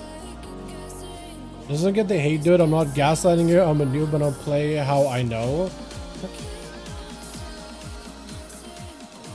Wait, hold on. You don't get why paladins are like hated? You play in war. We play in War Within, right? Am I getting one guide again? I swear I feel like I'm getting one guide again. What? No? What? Look, I think, Dan, I think you're taking it way too personally. This is an attack on you as a person. It's just like, oh man, paladins. Like what? Look, I'm not gonna sit here and explain it. I feel like if you don't get it, it's okay. We'll agree to disagree. Whatever, man. Literally, whatever. Like, look, if don't take it personally. That's all I'm gonna say. Red's your favorite. Who could be rogues? The red was their favorite. Who could be rogues? Wait, what? They just see a red and flame. Whenever the class is a bit overtuned, gets flame as normal. No, not even that, Saya. It's when you have look when Augmentation of Vocal was BIS and a must-have for every dungeon group for like ever since it got introduced, literally mid season 2 of Dragonflight, and they continue to be BIS. They got hate because every single season Augmentation is best in slot. It gets annoying after a while, and when you have the entirety of War Within, where every solo shuffle you queue, there's like at least 1 or 2 paladins, and every BG Blitz you queue in, there's so many paladins everywhere. You do get tired of seeing, oh, paladins used to be really, really popular. Season 1, Season 2, Season 3. You know what I mean? It gets tiring. So can you blame everybody else in the community? Like, look, when people hate on rogues, it's not like I take it like personally. How silly would that be? I'd be a silly guy. Like, super silly. People hate on rogues. Why? We had stuns, we have escapes. I even recognize that, dude, there's some shit that rogues get away with that's like no other class would get away with it, but rogues somehow do. I have no idea how. Feint is strong, Sippy Cup is still pretty good, random bouts of healing are kind of nice, the lockdowns are massive. There's just some moments where I'm like, nah, how did this rogue survive this? He was like at 2 health and then turned around and got the kill. It's like, no shot. You know what I mean? I feel like some people are straight up just straight too emotional, man. I don't got time for that, honestly. I don't got time for that. Johnny, we good? Okay, he's ready. Cool. Yeah. Like, look, just literally, like, can we just have fun on stream? Can I just say some shit without anybody being, like, offended? Bro, let's do this. If you do get offended by stuff that I say, even if I jest, right? Even if I just speak some of my feelings, can you just accept me for stuff that I say and just leave it at that? If you can't, that's cool. Do your thing. But like, can we just chill and enjoy the game for a second, bro? Like, seriously, relax. It's a little bit on this. Like, look at Atha, dude. I don't think me and Atha have been able to talk about Palas. Like, and I don't think this guy hates me if I say something about Paladins. Can we just have that kind of a relationship, boys? Paladins were paid before I got reworked to be notorious nuke killers. Paladins received hate before they got reward for being notorious nuke killers. From what, like Wrath, Kata? Was there something like they did in those expansions? Because I know they were strong in like Shadowlands. I know they were pretty good for some time in WoD, but maybe I'm misremembering it, right? Maybe like in meta overall they weren't good, but like maybe at the start of the season they were. Said about me and Paladin? I literally said Paladin. I literally said Paladin. Yeah, let's not. Yeah, let's not, dude. Let's not, man. Don't go there. Don't go there. Let's do, I don't know, Lordaeron. I had a map in mind. I know we're talking about this. I don't want to be doing that. You blame me the way I personally play. Dan, all I did is observe. You literally sit behind the pillar and throw judgments and bladed justice and Templar and let Dawnlight do a lot of the damage. You have a Crusader Strike, I think auto attack or some shit, right? This is the Crusader Strike auto attack talent. So when I see you playing it super safe and I'm like, oh, this guy's playing really safe, you're like, how can he talk about me like that? Dude, I'm just commenting what I'm seeing. I'm literally just commenting what I'm seeing.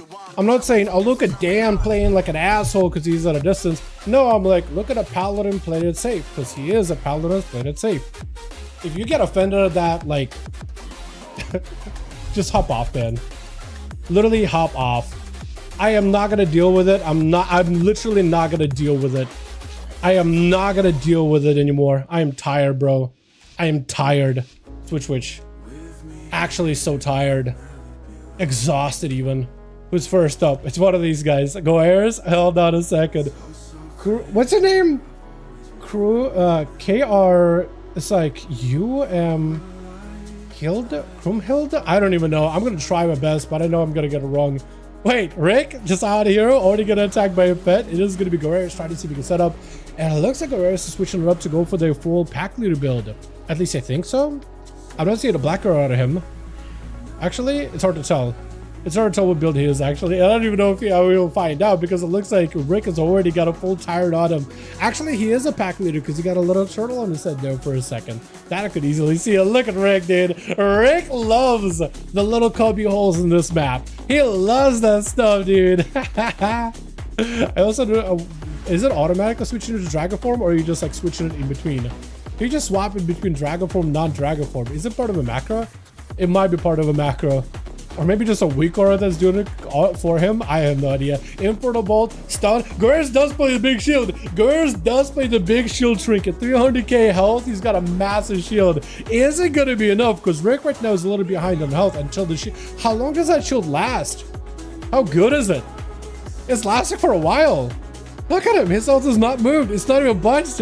Hold on a second. Rick just trying to see if he can get some pets. He's going to lock down. He's still going to shield. What is this? Fear on the pets, but unfortunately Guerreros does ignore that completely. It is going to be Rick locked down with a full wall. Shield still is up. The shield still is up. What is the cooldown on that thing? Full stun and Guerreros. This is where I think Rick potentially can make a play.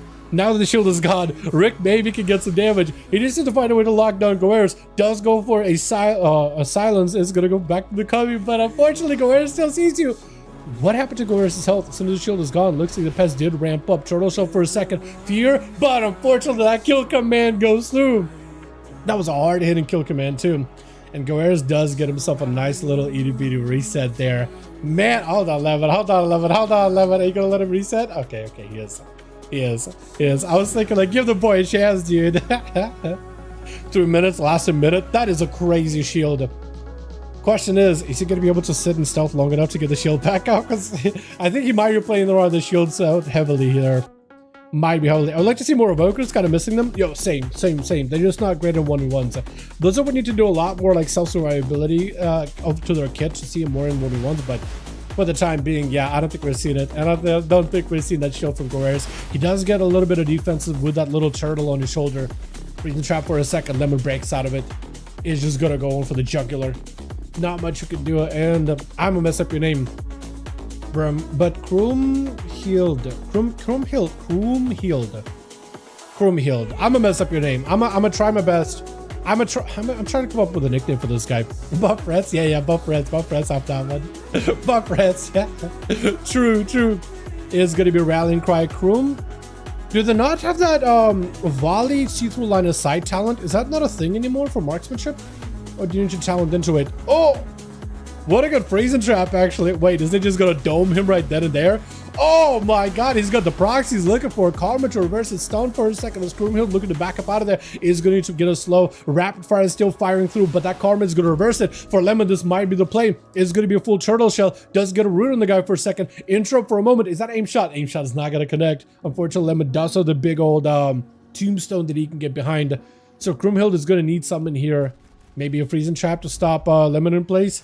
He does get a pet sack for a second. Maybe a wall is going to get a short stun if Lemon tries to go anywhere. Aim shot is not enough. Doesn't quite do the damage he's looking for. Volley is going to be a decent bit of damage from around the pillar, but unless Krumhild gets himself a nest lockdown, freezing trap is in a good spot. Does get himself a proc with the stars flying in, but unfortunately Lemon does move. Stun, and it looks like Lemon does end up taking him out with Kragar, or no, Damocles charging in next. Lemon with the Fist of Fury does get himself a short parry. Disarm for a second. Damocles with the Fear. And Lemon needs a port. If he has a port right now, this would let him escape. No, he doesn't have a port. Incap for a second. Damocles does end up using Zerkers a little early there. So he wasn't able to break out of that incap too quickly. And Lemon looks like he doesn't have a port actually. I thought there was I thought his cooldown was down. But I guess I was wrong. Should have a port now. But he's I don't know how you escape this. Leg sweep. but the Warriors trick inside of it. You don't have karma. Fist of Fury, the only thing keeping you alive right now, because you're able to parry the Warriors' attacks into a quick ring of peace. Oh my god, if the Warrior has a leap, it could be light, but Lemon looks like was able to disengage long enough to try to get himself a bit of a reset. Yeah, red shield kick W. Yeah, buff red shield. Yeah, exactly. exactly. I've been rapid firing from across the map. What bug is that? I've been rapid firing from across the map. It's a good question. The bug of marksmanship hunter, I guess. Is that real, or do you mean like literally from a mile away, or like? Yeah, how literal are you with that statement? Actually, Lemon tried to see if he can get himself the damage going. Actually, breaking through the defenses. Damocles rolling out and is able to escape those charges. Damocles does have himself some healing, but the Fist of Fury locking him down completely with the touch of death. Lemon taking it. That is a tough one. Looks like Lemon is picking up some kills though. I think he's figuring out some kind of like a setup. He's not playing around the conduit though. So he's not playing around big cooldowns. He's playing around the consistent damage of the Shadow Pan. So he got like basically every minute or so he's got the big damage setup, especially around that Zenith ability. I'm pretty sure with some of the talents with Shadow Pan, whenever he Zeniths, he's more likely to use those fists, those strikes, 1,000 strikes, whatever they're called, the Shadow Pan ones, to get procs, to get damage buffs, and to do just additional damage in general. Maybe that could be good against the Paladin, but looks like the Paladin's putting in quite a lot of effort. Big hammers flying through. Lemon backing up out of there. May have to go for a karma here super early. He is going to go for a karma early. This could be an opportunity for Lemon to try to see if he can bait some kind of big defenses out of never. There goes the Blessing of Protection immediately. Ring of Peace. It is a magic move, CC skill, so that Blessing of Protection isn't going to be able to stop it. That was perfect for Lemon. But now Lemon needs an out from the next stun. He needs to make sure he's got himself as much healing as humanly possible. And I'm pretty sure Shadow Pan actually does give you like some better self-healing with Vivify. Although I could be wrong on that. I could be completely wrong on that. Roll out for Lemon. Wiki gap to Nevermore. I like the name Nevermore, but I know one too many people named Never. And when I say Lemon, for some reason my brain is just like mixes those two up. So I'm wondering if I called Lemon Never at some point so far. Bubble out for Nevermore, actually. Full immunity. And Lemon not given opportunity to breathe. Not even a karma right now. And that's going to be Nevermore, I think, potentially just taking it. Trying to see if he can roll. Escapes with a sliver of health. Trying to vivify himself. It's going to be half a year before those vivifies can help him catch up in health in cap. You have a leg sweep? He does not have a leg sweep. He might just have to have a go here. Shield of Vengeance, though. He's got to disconnect. He's got to escape. He has to escape. There he goes. He did go for the quick disable into a root onto Nevermore to try to see if it can lock him. 12 seconds till the karma is back up and available. He does have a trinket. He's gonna have to blow it immediately. Ring kicks, dude. He got mobility. All he can do is run right now. Try to see if he can port it around him. Rolling pass into a karma that is back up and available. Nevermore will not have an answer. Karma just gonna use really early. Lay on hands. I think that is the right way to use the karma, but it's gonna be hammers. Can the Paladin fight through the karma? I don't know if he can. And Lemon does end up taking the karma, reversing the damage, and then continuing the pressure after with an in-cap immediately. Krager comes in, big demolish, needs one execute. There it is. Unfortunately, Krager does have to go up against the Paladin right after. He did just use Avatar, so he's kind of hoping the Paladin runs at him while he still has Avatar available. Man, I don't know. Krager, unfortunately, having to walk into a duel, 44% dampening, 9 minutes into the duel, immediate hammers out for Radimus. Paladin's wings are so scary right now. Parry is up, but he can't really parry any of these magical holy hits. All he can do is just use that wall for a 30% DR, unfortunately. Into a Stormbolt, but it's going to be a Blessing of Protection. Like, what is Krager to do here? He can maybe Rallying Cry, maybe Battle Master's Trinket, but it's just delaying the inevitable. Like, Radimus can't really, there's not much that can really stop Radimus in that situation. Warbreaker does connect. Demolish, thank goodness Demolish will actually do its full damage even if you start walking away. Spear down, so Radimus can't go anywhere. He might just have to bubble. But Krager, with how much health he's got, Rallying Cry, borrowing some health, but he knows there's going to be that inevitable bubble at some point in his near future. Shard is back into Radimus, trying to see if he can keep the pressure rolling in. Radimus backing away from him the entire time. Krager just trying to see if he can avoid the Shield of Vengeance. I don't know if you can wait him out, and I was thinking maybe a few around the corner. Reflect, not going to be a Hodge. Out for Radimus, does go for a stun. Krager's going to have a big hammer hanging over his head. The big judgment sentence. I don't think he can go for second wind healing, can he? He's gonna have to wait out for a long, long while. Radimus, I think if he closes the gap, like as long as he... Wait. Krager's starting to catch up a little bit of heals. Did Radimus overstay his welcome behind the pillar? Into reflect, not gonna be a Hodge. Radimus is really careful whenever he uses the Hodge. Now that Krager does not have a way to stop it, he can just go in and Hodge him. And Krager knows he's gonna be stunned out of the Paladino. It does go for lay enhance and a bubble. Yeah, there's nothing. There's nothing. There's nothing. That is so tragic. 4 for Lemon. I didn't even realize he went for 4. Well done. Well done. Moonwalking? Pretty much, yeah. Pretty much moonwalking. Let's get us as another one going. Lemon might be an opportunity for you to switch up the groups a little, shuffle them a bit. And Kragar, let me know when you're good. So let's do that, yeah. Shuffle the groups up a bit. Here we go. Dude, I'm liking these deals a lot. Why does no one play the Evoker to have decent burst and good sustain? They don't have enough self-healing. In duels, they just kind of do fall apart really quickly, unfortunately. Yeah, they do good damage, but like they're better in solo shuffle where they have a healer to keep them alive, and then they'll just rotate defenses. They just can't keep themselves alive the entire time. Dry, ready? Okay, 1 sec. Zakari, how do I join? Groups listed in LOG. Molten Core. Group is up right now. As a group is listed in under Molten Core right now. And Alex, group, oh, you're in. Okay, never mind. He's already in. Never mind. I'm so used to Alex being Farrell or Christina. I had no idea. The lower or growth. Wait, what does it do? Throughout lows of the hunt forest, you get 5% chance to attack, deal 500% damage? Yo, what is that? That low of growth seems kind of sick, honestly. This unit is making a way till Tuesday? Damn. That's crazy. That's crazy. Hold your health high, it can be better than anyone else. You can run better than anyone else. Run is better than anyone. Blood feels really good on a 16 MS and OT 150. What does that mean? Blood feels really good on 16 MS and not 150. Oh, like MS, like latency? Yeah, I imagine. Take Rick. His group is already full, but he rotates him pretty regularly. I'm sure if Rick hits him up and like, yo, next time you got a spot, pop me in there. I think he would take him. I was like 5 people trying to list. We're full. Damn. All good, all good. His full group is full, man. His group is full. I'm signed no invite. Yeah. The groups fill up quick. Unfortunately, they do fill up real quick, man. Real quick. Got it. Beautiful. What am I gonna send you guys?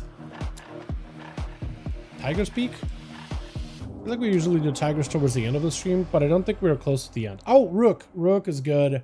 Should I just do like some wild arena that I normally never do? Like a Draxus or some shit? Oh, I kind of like that set. For survival? I kind of like it. It's almost like low fantasy, except for that shoulder, but the rest of it looks kind of low fantasy. And green. And green. Rest in hell! The boy's back. Yeah, Johnny. All good, man. Just take whatever you think would be good for group variety. Take some names you haven't seen in a while. If anything, just like rotate the team and get like brand new bodies there, man. You know what I mean? Completely brand new bodies. Like completely rotate the teams if you wanna. There's no wrong answer. And hopefully nobody gives you troubles about it. About taking a group. It's just like take whoever and whenever.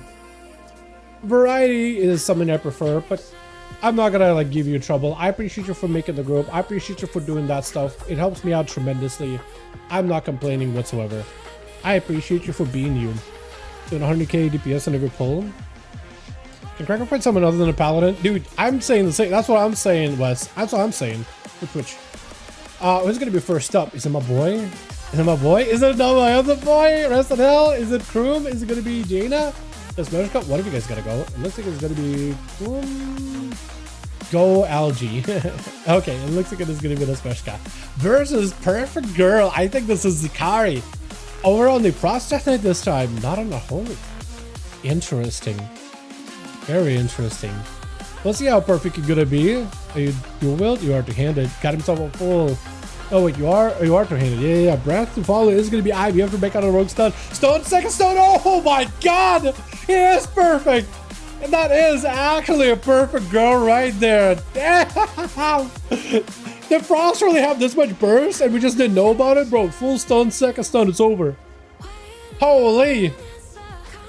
Yo, Haiba, that's bannable offense right there, bro. Don't you talk like that about my boy Kragar. Are you kidding me? Oh my god, perfect girl. What was that? Was that the... Oh, you got a second dragon. Yeah, I still had one baked up. I think he was waiting to use the second dragon in case Jaina would come out for that other stun. I'm in PvE Yuri. Oh no. Cooper, you'll be fine. You'll be fine. It's a lot of what? Please don't tell me you're playing that 18% haste build, right? Don't tell me you're playing the 18% haste build. That might be a little rough for sub. You're gonna have the best, the shortest secret technique, but also probably the shortest time to live. Perfect Girl immediately going in for big damage. Got himself the big scythe cleave over onto Jaina. I don't know if you have a group. AMS is available. Still eating the blast with the hands and the ray. But he's gonna go for a death strike. Quick interrupt last second. Just trying to see if he can survive. Getting some proc damage onto Jaina is gonna be a spike connecting either way. Ray or Frost is gonna hurt. Does grip it in order to try to see if he can disrupt it. May have to go for even more defenses. Does get the cheat death proc and maybe looking for a death back here. Not an amazing spot. As long as Jaina got procs, they'll be in a great spot. Huge shields out for Jaina. He's playing the short-lived shields though. Massive shields, but they don't last long. Perfect Girl with a stun. That is going to be a block. Question is for the Death Knight, do you have anything to follow up here? Because I don't think Jaina has a way to blink out of stuns. He will have a trinket. Pre-AMS, that is perfect in case it was going to be a breath. Yet another shield. There goes the stun. Is it going to be the burst that the Death Knight needs? Does get that Reaper cleave. Oh my goodness. And it's going to be a Kroom Hild up next. Perfect Girl. Try to see if he catch up a Death Strike. IBF to follow. Does get a tether onto the Hunter, but unfortunately there's a lot of Sentinel damage. And has got himself a death clause just to keep himself alive. But I think it's just over, right? Yeah, aim shot. It's over. Aim shot with a kill shot together. Not much you can do. Is it Koopa? It is Koopa. Man. Good evening, Dal. What's up, Rhythm? Do you have my favorite lore character? My favorite lore character. Valera. There it is. Valera. I feel like there's not a lot of like well-known rogue except for like Matthias Shaw and Valera. Oh, I guess there's Flynn from BFA, but like he's not like been around that much. Oh, I guess there's also like a lot of them are villains, right? And bosses you fight, like Van Cleef, and you know his daughter. So I guess there's that too. But like I like Valera. Just kind of sick. You know what I mean? What's there not to like about Valera? Pretty awesome. The fact that she's a Delve companion, I mean, I think it's kind of sick. Kind of awesome, honestly. Chrome Hild got himself the line of sight versus Koopa. Is gonna go for a quick gouge. Koopa locked down with a stun. Do you have the damage? Yeah, you should have the damage. You have the haste build, right? Oh, the cheap shot. He still sees him, right? He still sees him. Turtle for last second. This is where Kroomhild is going to want to go for CC. I don't know if he can go for a camo. He's going to go for a slow aim shots. He's still firing off, man. I don't know if it's a good idea. Koopa with advantage, but let's get hit with a slow. And Kroomhild does still see him. Hunter's Mark is good. As a hunter, don't forget to use Hunter's Mark against rogues. Never forget a Hunter's Mark. And this is where Kroomhild is. He knows. If he just pokes out, it's going to be over. Unfortunately, does drop. Does poke out a little early. That's rough. Remember we did recon with her on Legion of Stormheim? Was that his assassination spec? Might have been, right? Because I know you needed to do some missions with her as part of like the rogue campaign for a little. I roughly like kind of sort of remember that stuff. Kidney shot onto Kragar, and Koopa unfortunately is gonna get that proper opener. Big coup de grace just sliced through Kragar, who got himself a Warbreaker. Cheap shot is gonna be very, very short. Blind to follow. Does Kragar choose to trinket it, or is he going to go for a leap to try to see if he can re-engage with Koopa? Is he going to go for that leap Blaze Storm, but Koopa got the sprint. Oh man, that is rough. Eyes are available. For Kragar, that is going to be a second one recovery. So unless Koopa stays in there and keeps blinking away at Kragar, even if he just pokes around the pillar just to throw a shuriken at him, just to deal damage to the health bar, as long as he keeps damage to the health bar, he doesn't let the warrior get any kind of recovery. Trinket and Fear by Krager. This could put him in a spot where next lockdown by Koopa could be very dangerous. Unless Krager just ends up taking him out here. Gotta go for a stun. This one right after. Avatar is in play. He does have the spear. He could hold down Koopa. Zerker Rage decides not to go again for Zerkers, and unfortunately, yeah, it's going to be a lead. Does not get to reconnect with the Rogue. Oh no, he does. I thought the Rogue would have caught a restealth. Cheap shot. Krager doesn't need a trick for this one. The Rogue is definitely on the defensive. Just trying to see if he can escape. Does get those big hits around the corner. Yet another charge. Short stun. Big demolish. Possibly could be a spear on top of it, right? He does it. He did end up using Zerkers for something. I'm not exactly sure what. He might have used Zerkers to clear a movement effect, like a movement slow. But that's rough, man. That's rough. You gotta do tomorrow duels EU or NA? Rick, I'm thinking do it tomorrow NA. I'm thinking do NA tomorrow. I'm not against doing EU if like there's not enough homies on NA to get games going. Like, I'm not against it. I do see what you mean, Koopa. I do see what you mean with the gear. Literally a random cat attack and Kragar should put a decent bleed on him, right?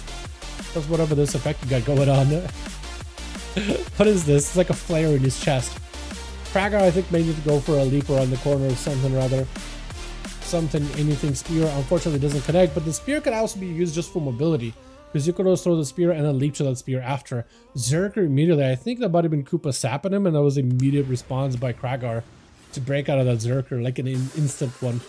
Into a stun onto Koopa. Fear to follow. Kragar at some point should need to get himself some kind of a setup. Battle sense is available. It looks like he's just kind of being very, very cautious. Evasion, there goes the parry. So Kragar does need to play super defensively. With a quick charge, blind right after. Put him in a rough spot. Koopa so far has been able to at least escape. I just don't really know what he can really do against the second wind. He would just need to play. He needs to basically do hit and run. That or commit. That or commit. Like, have a proper go. Evasion to survive. And then continue to play pressure. And then continue to go with another dance. That or just keep doing like hit and runs. And then go behind the pillar, throw a shuriken. And then almost reset. Basically, you just can't reset against Kragar. You just have to damage him from a distance. Does land a demolish, charge around the corner, gouge to stop Kragar, does get a Zerker Ridge last second though. And Koopa is going to be able to get himself an escape. That is so rough for the warrior. Is able to re-engage at the very least. Cheap shot to follow into a shockwave. I was going to say Stormbolt. Reflect up. And actually, I think while you can't really reflect much from Koopa, the amount of shadow damage rogues do it, just to get like a DR in shadow damage isn't bad, honestly. Because I'm pretty sure those clones, when they do damage to you, I'm pretty sure, isn't that all shadow damage? Might be, actually. Might be. Orc Chandler is awesome. Oh, yeah, dude. Yes, it is. I got a level 90 1 hour ago. I need to gear up before duels. Yeah. Yeah, definitely, man. Yeah, just do this, what is it called? The training grounds, man. Everybody did the training grounds, proving grounds, and everybody got, like, geared up through those. It's crazy easy. Although I was in a match where this team was about to lose Arathi Basin against bots, so I guess the bots are not completely useless. What was that gouge? You can just gouge while he's demolishing it just to stop it? That is wild. Fear onto Koopa. Kragar will need to get himself just a little bit more damage just to set up something, and Koopa is going to go for Shockwave. Needs to make sure there's slows on a rogue. Some valuable slows. Is going to go for a charge. Has him on a roast, man. Just needs one more execute. But I think Koopa is just shoving him with a slow, isn't he? Cheap shot. Wait, is Koopa going to turn this around? Is Koopa going to actually just turn this around? Because a full parry. As long as Koopa doesn't let Kragar fully recover, he just needs to damage that health even a little. Damage that health even a little to make sure second wind does not come into play. He needs to damage that health. You got to throw something at him. Throw a shuriken. He's going to heal. He's healing. Unfortunately, he's healing. Damn. I'll check it out. Yeah, it's pretty much 200 honor per win. And if you are in a good team, those games can last a really, really short time. Kragar does end up taking out the rogue. Again, chat, I keep saying it again, like, how do rogues keep getting away? Like, I feel like the rogue would have died a long time ago, man. Long while ago, but he just continues living. How do rogue just continue to get away with it, man? Saya finally getting a chance to play. Is that the grinding mount? Hell yeah. I'm still working on that thing. Personally, still working on that thing, but it's a good looking one. Definitely good looking mount. Kragar charges in, but immediately Saya is going to hit him with a full. You're back to the hammer. I do appreciate a good hammer. I do appreciate a good hammering. That sounds awful. 258 item level, PvP gear on. You live for a while, honestly. You got them little cat jumps in there. Imagine how that would work if you had full PvP gear, you know what I mean? I feel like maybe this is where you need to create a situation where whenever you load in into like a arena or a battleground, it auto equips your PvP set, right? Make it a full new outfit. Wait, that won't work. That just transmog. Never mind. That doesn't work. Stun into Krager, Saya, but Krager does fall down, unfortunately. Not much you can do against that Paladina. It is a tough matchup. Rest in hell. Get it to go up versus Saya. And Saya is a hammer build, so it's going to be until Wake of Ashes until you really get a lot of damage. I think Rest in Hell tried to land a stun. Did not land it, unfortunately. Is going to go for that Ivy around the corner. Is he Eldraki or is he playing the other build? Hard to tell. Looks like he might be Eldraki. Looks like he might be Eldraki. He's just trying to see if he can get an angle versus Saya. Is going to go for the hunt. Blade dance right after. Is going to be a full immunity out for Saya. Look at them hammers, man. Bonk after bonk after bonk on the Demon Hunter. Just avoiding that sigil of misery like it's nothing. Darkness down for the Demon Hunter. Why he's just having to wait out that immunity. Finally able to hopefully close the gap. I don't know if there was a Hodge out for Saya. If it was, then he was able to at least immune it together with that eventual retreat. Quick interrupt on Holy. Hold on a second. Nah, unfortunately, he doesn't have enough. If he had just enough damage off of that interrupt, that would have been amazing. Would have been done and done with Saya. Yeah, he is Eldraki, so he's going to try to see if he can set up those burst combos flying up in air, just going from lances. Lances do decent damage, actually. They do decent damage. And he has about bonk. Bro, I love the sound the bonks make. It's just like it's like those church, like, what are they called? It's bells, pretty much, right? It's just a bell sound. Bong. It's like a very, very Kyrian bonk sound nowadays.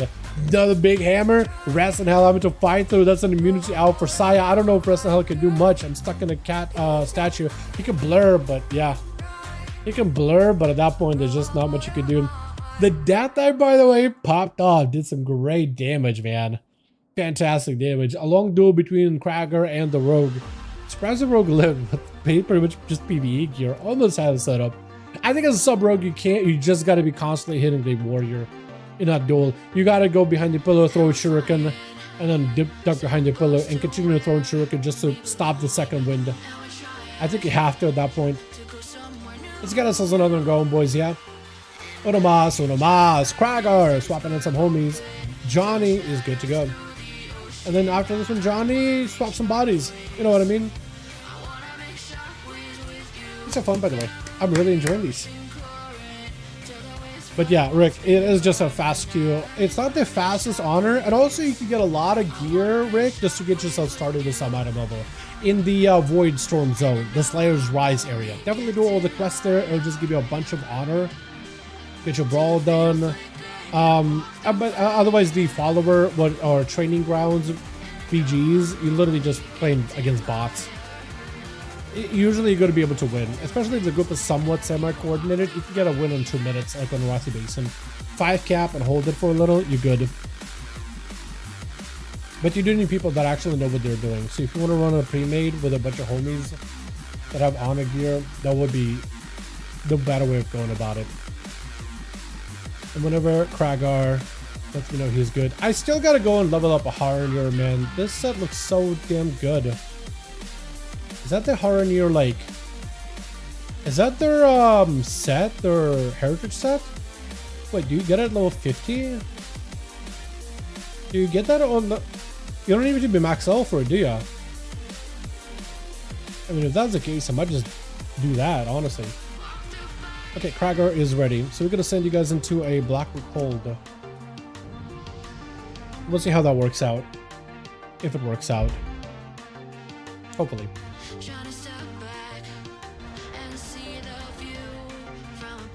It's easy to get. I didn't realize. Had no idea. I thought you needed to get to, what's the max level? 90? 80? I thought for some reason you need to get to level 80. I'm going to make my Haranier Appraise disc double dips and that crit buff nicely. Oh, I guess, yeah, crit damage, atonement, and if that, well, yes and no. So atonement, if let's say your smite hits, it gives you a normal atonement. If you smite crits, it gives you a crit atonement. So it's not that atonement can crit, it's just 2 different types of atonement, one for normal hits, one for crits. So it's not that atonement can crit. I don't think it double dips. I think the initial hit, if that crits, it just counts as a crit. He does more damage and slightly more healing, but not much more. So I don't think it's like, I don't think it'll be that cheesy. I see what we're trying to go for, but it's like the way the game calculates it, it's a separate number that it's out. I don't know if I'm bursting a bubble a little too early. Maybe I am, but it's not as good as I thought it would be. For sure. Krager is going to be up next though. Got himself. Where's his perfect girl stun? Unfortunately, that is an Oryx, so he doesn't sit stuns long whatsoever. Perfect having to back up out of there. Still got himself breath ready to go, still blowing out. Still has a bunch of those big obliterates with size going through him. Can go for the dragon's breath to come back in. I don't know if that hits Krager. It may have hit Krager, but a Demaz is going to turn this around. Still alive. Death Strike keeping him afloat. Krager may need even more defenses in order to survive this output. Perfect Girl still has plenty of health. Definitely has a headway on Krager. Rallying Cry comes through with a bit of a reflect. Perfect still can go for that IBF in case they need to. Spear can just walk out of it. Hold on. You can just walk out of Spear with a Death Advance? I didn't know that. I thought you needed to be a horse. I don't know. I thought you needed to be a rider to be able to pony up and get out of there. Apparently not. Does go for a Chain of Ice. Hopefully does get a disease dot onto Krager just to delay the second win from healing. There goes the IBF with Krager, trying to see if he can end this, but it's going to be full cooldowns, full damage out for Perfect. Is going to go for the Reapers, and if Krager drops too low, that Reaper's mark is going to go off. That death mark, I think it just went off right there, picking up a little bit of health. And Reaper and Perfect went in for a Reaper size for a little disarm for a moment. Could go for a death pack, is going to go for that extra death pack health. Backing away while he doesn't have access to his weapons. Quick blind onto Krager. Will need a little bit of damage, but against Krager right now, I think Krager with a couple of procs that he gets, I think he does beat a Death Knight. It is going to be a big demolish. Perfect. Got himself a Lichborn just to give whatever healing he can. Stun short onto Krager. Is it going to be enough? Big Reaper Scythe to follow up. Got himself Pillar of Frost very, very soon. That Scythe is doing plenty of work, plenty of damage. Is going to go for full burst. Krager leaping away. No grip to pull him, to reel him back in. And Krager is going to take some damage over time. First aid immediately for Perfect, catching up whatever health he can. He is just going to have to get in there and get one more big Scythe into Krager, who is already loaded himself with defenses. You just got to make sure you get in some kind of a slow in the guy at all times. That's all. Big war breaker for Krager. Needs to get a lockdown stun. Perfect is super low on health, so you could go down any moment here. In a big setup for Krager, he could get a huge setup going. He's got plenty of rage in order to make some damage happen. Short stun.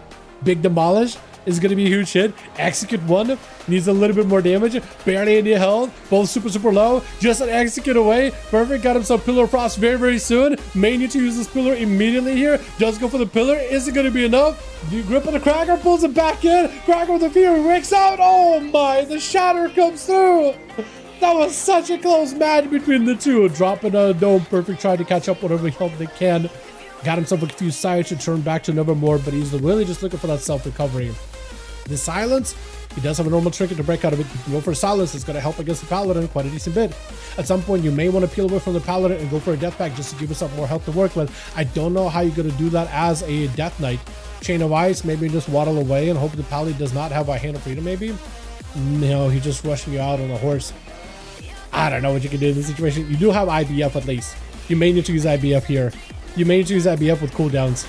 No silence versus the Paladin, so Nevermore could always go in immune. Unless you just break through him into a full Spell Warden immunity. Unfortunately, Frost Death Knight does so much frost damage as Spell Warden stops all of those big obliterates and all those melee hits. It just stops a lot of it in its tracks. Maybe Death Strike is the only thing it doesn't stop, but at that point, I think you were just trying to see if you can go for the kill. That was such a close though. Ah! Koopa just gave the man a heart attack. I mean, he killed him with a bleeds, but damn, how hard does bleeds hit? Huh? I know he got hit by sudden demise, but there's no way those bleeds hit him that hard. He came in, stun, swipe, dead. You gotta love just how silent the rogues can take people out, man. It is wild to me. It's how makes me laugh every time, like somebody just like dies. The sun demise. The thing is too is they nerfed a lot of the bleeds for rogues too. You don't have like a shiv to buff up the bleed damage, because previously you would like sort of load up bleeds, death mark shiv, and that would be like, okay, well that's a lot of bleeds. It doubles up on bleeds.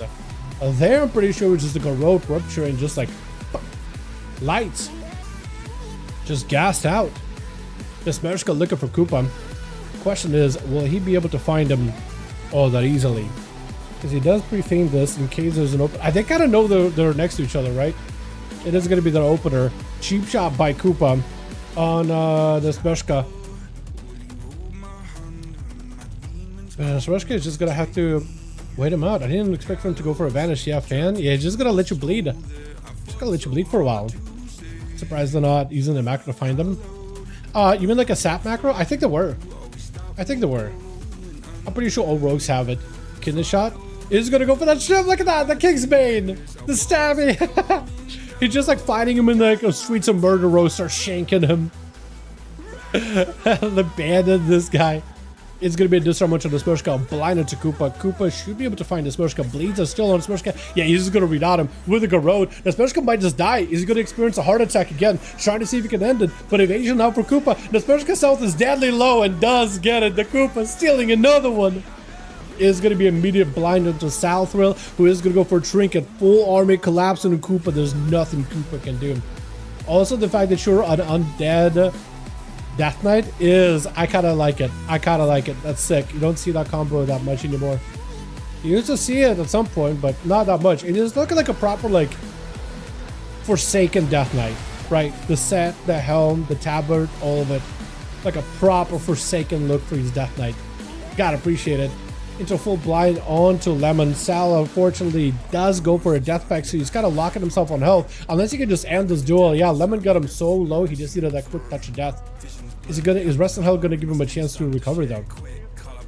Oh, if he is Saya, you can go heal him too. You can top him up real quick. Yeah, it's perfectly fine.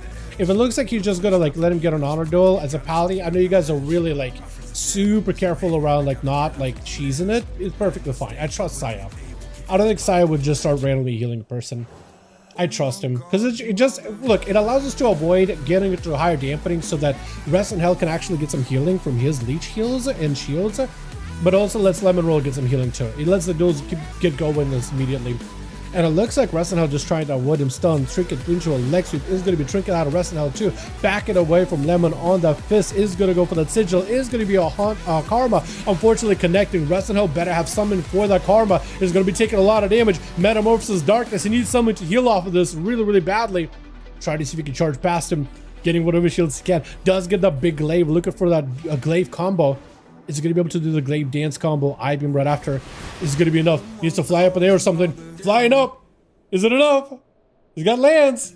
But no. It's line of sight. Perfect spot. But back out in the open. Oh my god, he just goes in for a kick. He just goes in. Let me just jump up and land the kick. Well done, well done. Koopa landing those like hard stops there. But Lemon does come in bringing it back. You like my Mog? I do like it, yeah. There's not a lot of like Mogs that make the turquoise work. And I like how he basically took all these Zola Mon pieces and tried to combine them together. While also having that leather jacket. Leather biker jacket together with a Zola Mon like tribal totem looking helm and shoulder. And not shoulder. Maybe shoulder. And back piece.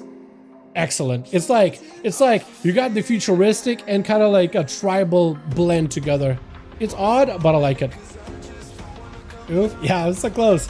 Cracker is good. John, let me know when you're good to go. Johnny is ready.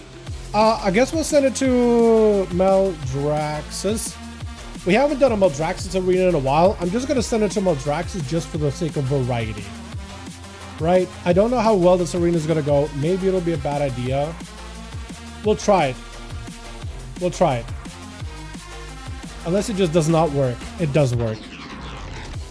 Calls on Harmony Mogs in that color, like DKs. Yeah, another one that's an odd one, it's for rogues, finding a lot of green Mogs. Rogues have the same thing. There's like some Mogs that rogues can use that are green, but there's just not that many. And there's also a couple of white Mogs too. I mean, there's like a 3-4 good white, like just a plain snowy white sets for rogues. There's just not that many that really work super well together. There's some, most of them like using the Shadowlands Zereth Mortis type of like pieces. But yeah, green is another one that's weird for rogues. So, turquoise is a hard color to make work sometimes though. I do agree with you on that. Have there been updates been announced? There've been a bunch of updates announced. Like, I talk about patch notes? No, they haven't announced like patch notes for classes yet. There's class changes for like next patch 11.12.05, but that's not for a while. That's all for like a month. So that's going to be like some fixes and things. But we should be getting like some class tuning by the end of this week, I imagine. At some point. It's going to be first up. It looks like it's going to be your name, Sathril. Sathri? I'm messing it up for some reason. Sadio Main is going to be first up, getting clobbered down, surrounded by the army of undeads, blind for a second, as Sathri is trying to see if he can escape the rogue. That rogue is getting kited out, and is going to go for a cloak vanish. Dude, this rogue is so aggressive, you gotta love it. You gotta love how aggressive this guy gets. Sap on the Sath for a second. Unfortunately, the ghouls, as they fall apart, they are going to do some shadow damage to Sadio Main. So I don't think he was expecting it. No IBF to break out of a stun. It is going to be a stun back to Sadio. As Sathri is playing it a little bit more defensively, summoning up more ghouls, more undeads, more maguses. He definitely got to make sure those pets are attacking Sadio Main as soon as he sees them. But Sath may go down here. AMS to stop some of that rogue shadow damage, but those shadow strikes and physical hits still going through him. Sadio with an evasion, nothing can stop him. He's got himself a small army of undeads flying now, but unfortunately there's only so much he can do. It's going to be the rogue trying to step up to Rest in Hell, but does get himself a full stun. And Rest in Hell, as long as he's very, very careful, yeah, I don't think there's much rogue can do. Is going to connect with a hunt, charging past him right after blind, but I think he's just dead. Yeah, that hunt does quite a decent bit of like overall dot damage. With Lemon, a bit of a rematch between these two. The Rest in Hell is walking in with like 1 CC and 1 offensive ability not in play. Lexi is going to go for a trinket. Rest in Hell dropping down darkness immediately. That is going to be a hell of a darkness though. Try to see if you can lock down Lemon in that sigil of misery. But he's just going to get away out of it immediately. I don't know if Rest in Hell is doing that. Oh, what was that? What was that? Did Lemon just get a bunch of damage out of left field? Did he zenith that? Looks like he did zenith. That was a lot of damage all at once. I'm sorry. It looked like the Demon Hunt was like just going in to try get a bit of a setup. He just like, he's cooking. He never even got to meta. And then Lemon just popped zenith and just went off. Just letting those Fists of Fury fly. Together with those, what is it called? Shadowpan Flurry of Strikes, I think it's called. And Cracker just taking huge hits off the bat. What is this? I went to go for full defense here as a Fury Warrior, trying to see if he can heal. It's just a lot of damage off for Lemon. Yet another Fist of Fury. Literally cannot stop the parries whatsoever. The Lemon is stuck in that spear for a second. Cracker almost make it through the Ring of Peace with that charge. But not quite. Leg Sweep is going to be Trinket. Cracker finally able to stabilize a little, charging towards Lemon, who's going to go for a port. And that's going to be a leap. Is that going to get another port out of Lemon? He does have a karma in case he needs to. And Cracker actually with Lemon backing away, that is going to be second win kicking him. So Cracker does have a way to at least recover. Stormbolt for a second. Does pick up a little bit of damage. Got himself back into that. Switching between defensive stance for defense and Berserker stance for damage. Is going to get hit with a disarm. Disarm back to Lemon, but he can't escape. He can't leap out of the way. Having to burn through Rallying Cry in every defensive just to survive. Cracker does not have a lot of ways to heal right now. The Touch of Death, he does survive it, but he does get himself that cheat death mechanic. It's a cheat death mechanic. He just tried to see if he could maybe take down Lemon. But just not enough damage, not enough cooldowns, not enough of a lockdown. I appreciate the cheap death play, but that's a tough one. That's a tough one. The Smeshka up next. Lemon getting locked down in a cheap shot behind the pillar. It looks like Nevermore is going to be last one over for that team one. Cheap shot yet again on Lemon's Fist of Fury. I think at this point, Smeshka just needs a little bit of damage. Just a little bit more. He's trying to see if he can take down Lemon. Do you have another step? Blind. I was thinking it was going to be Vanish Shadow Strike past it, huh? Maybe just try to see if he can land a sap. Does land a sap. Yeah, there's just nothing Lemon can do. He can't even leg sweep him. Maybe Fist of Fury. Yeah, it's over. Man. Dude. There's some duels where like you see Cracker and Lemon fighting tooth and nail, right? It is just super, super tough for both of them. It can go in any direction. I like the little lean over there. I appreciate the little lean. Did you pick up eyes, Saya? Saya may have picked up eyes. But Cracker, like watching him really struggle and tough it out with Lemon, right? Really tough matchup. And then especially just walks in and just like cheap shot, couple of eviscerates, blind sap, cheap shot. You know what I mean? It's like, man, some of these duels are just like, oh, it's super clutch for the Warrior, and for the Rogue it's like, nah, he wins this. As long as he doesn't make a mistake, he's fine. I swear, man. I swear, Saya backing up away. Or not. Actually, it looks like he was just waiting until the next set of Hodge is available. We got plenty of them. Hammer damage. Vanish shot from the special with the Cloak of Shadows. Looks like he's gonna just go in. Cheap shot onto Saya. I don't know if that is the play for you, but he's just trying to see if he can make some damage happen. I don't think it'll be enough to really get a defensive out of Saya, but this person is still alive. How are you alive? This is what I mean. Like, how do rogues get away with this? How is this guy alive? I feel like any other class in that situation. How is he still alive?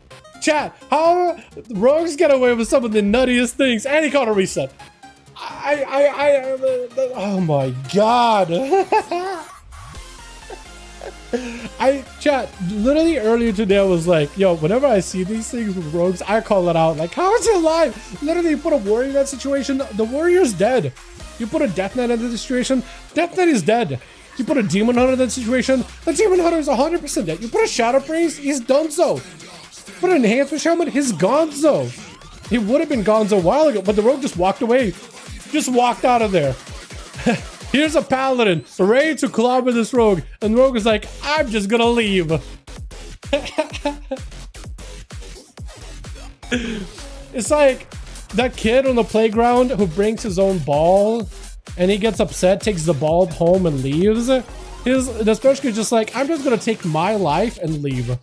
And Saya's like, hold on a second, that was supposed to be all of ours, man. You're supposed to leave it on the floor. Yeah, but then locked down just like that, and Saya just wipes him out. It just delays the inevitable. The trick at Dead vs. Sub rogues never changes. Yeah. Some classes is gonna be like that. Some classes is just gonna be like that. I feel like that could still be like...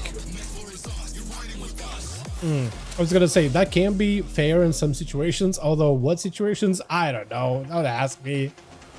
I feel like if you just put it in a vacuum, that doesn't seem fair. No trinket and you're just guaranteed dead. Here's this 2-minute button. Do you have it? No? Okay. You're dead. I think context matters though, right? You were kind of low on health. I don't think you're just dead from 100 to 0. I could be wrong. Blessing is taken out for Saya. That stun does not feel long at all though. It is going to be laying on hands as Nevermore is going to have to deal with Saya. Hand of Freedom is available. Pony's up. Trying to see if he can catch up to him. And she'll be able to catch up to him pretty easily. Saya also hammers down Nevermore with a hammer of his own. No Blessing is saying for Never. Maybe looking for a bubble. I don't know if Nevermore will use the lay on hands, but that's his big immunity and Saya still has access to his bubble. So Nevermore I think may need to extend his duel a little bit, so then you can spell warden the bubble out of Saya. Unless Saya just goes in and wants him down. Because Nevermore has a bit of that forbearance that he's not able to play around with, but Saya still got a bubble in the back pocket.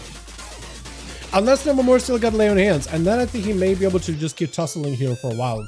Saya is behind the mana, and while mana is not a huge resource for red paladins, in a duel it is huge. Hodge is going to be massive. Nevermore not being able to land a Blessing of Saint ahead of it or predict it is going to put him behind, I think, a little, because it just gives Saya the leeway, the headway, and Blessing of Saint not available. Saya does go for a trinket. Still going to be hammers flying in. Big immunity out for Nevermore, so he's trying to see if he can bank up that immunity. Saya can always just turn this around with a bubble, so he's in a perfect spot. As long as he doesn't let Nevermore get a lay on hands. I don't even know if Nevermore has a lay on hands, honestly. But Saya, as long as he's bubbling in a good spot, he'll be okay. Blessing is Saint. Saya delaying the Hodge. Is going to have to bubble. There goes the Hodge. Does Nevermore have a lay on hands? Bubble out of Saya. Does Nevermore have a lay on hands? He does not. So Saya does win it. It was a question of, does he have a lay on hands? And he did not. That's what I was wondering in back in my mind. Looks like he didn't. Let's get another one going, since we got the groups. Uno mas. Cracker and Saya, let me know when you guys are good. We'll keep going until, like, Cracker is, like, donezo. Until he's, like, sick of it. Because these have been really, really fun. We could do a variety of different maps. Like, maybe not the Mechagon one. That one's kind of janky. Maybe not the cat one with the Ashamain. And not Mugambala. Damn, what does that leave us with, then? Because they didn't add a new arena for this, expansion, did they? Did they add one for War Within? No, they just added a battleground, didn't they? Through the groups. Fine by me. I don't know if Krager is still playing though. He may be out, but we'll see. I'll find out in a minute. I'm sure he'll message me. The 700 looks much better than 90% of other races. You mean like the shaman set? Bro, I need to go back and get the shaman set, Jake. I need to go back and get the shaman set. I need to.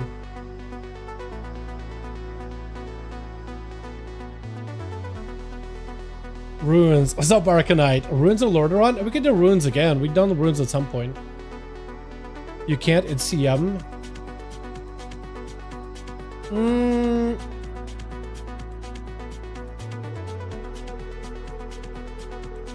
Okay, I'm gonna see if I can bring it up to the screen here, right? And then I'm gonna do Wowhead Shaman Order Hall set. Because I know the Order Hall set has some of those pieces, but not quite. Here we go. So I could bring it up here, yeah? And we could do Harnier.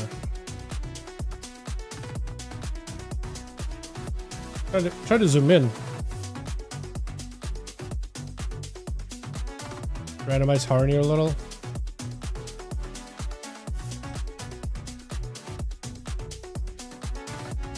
I mean, you're missing just the big totems, but I think the rest of it looks kind of good looking. For obvious reasons. That underboob is massive. Like, what? Now I want to make a Harnier Shaman. I think that's what I'll do. I'll probably change my Shaman to Harnier. Ready? I'm gonna double check in with Kragar, see if he's down or if he is done. Yes, beautiful. We'll get another one. You said Lordaeron, right? Ruins of Lordaeron? I'll do Lordaeron. Get a quick map of Lordaeron, I'll go again. It doesn't have the same shoulders. I mean, I was not looking at the big shoulders. More at the shoulder boulder holders. But you know. The set itself is like it just looks really good on a Harnier too. Yeah. Yeah, it's I don't really get to use the shaman set like ever. To go biddies. Exactly. Let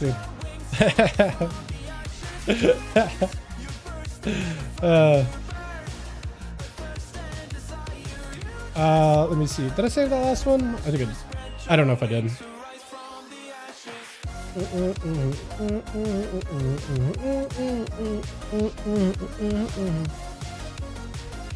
Alright. Let's send another one, boys, yeah? But yeah, I need to go back and get the shaman set. Shoulder holders, 10 out of 10. You never heard that? Yeah, I heard that a while back, man. A while back. He probably shows my age, man, doesn't it? Radimus first up versus Kragar. What is this cursed matchup? I feel like a warrior should never duel a paladin. It's pretty one-sided.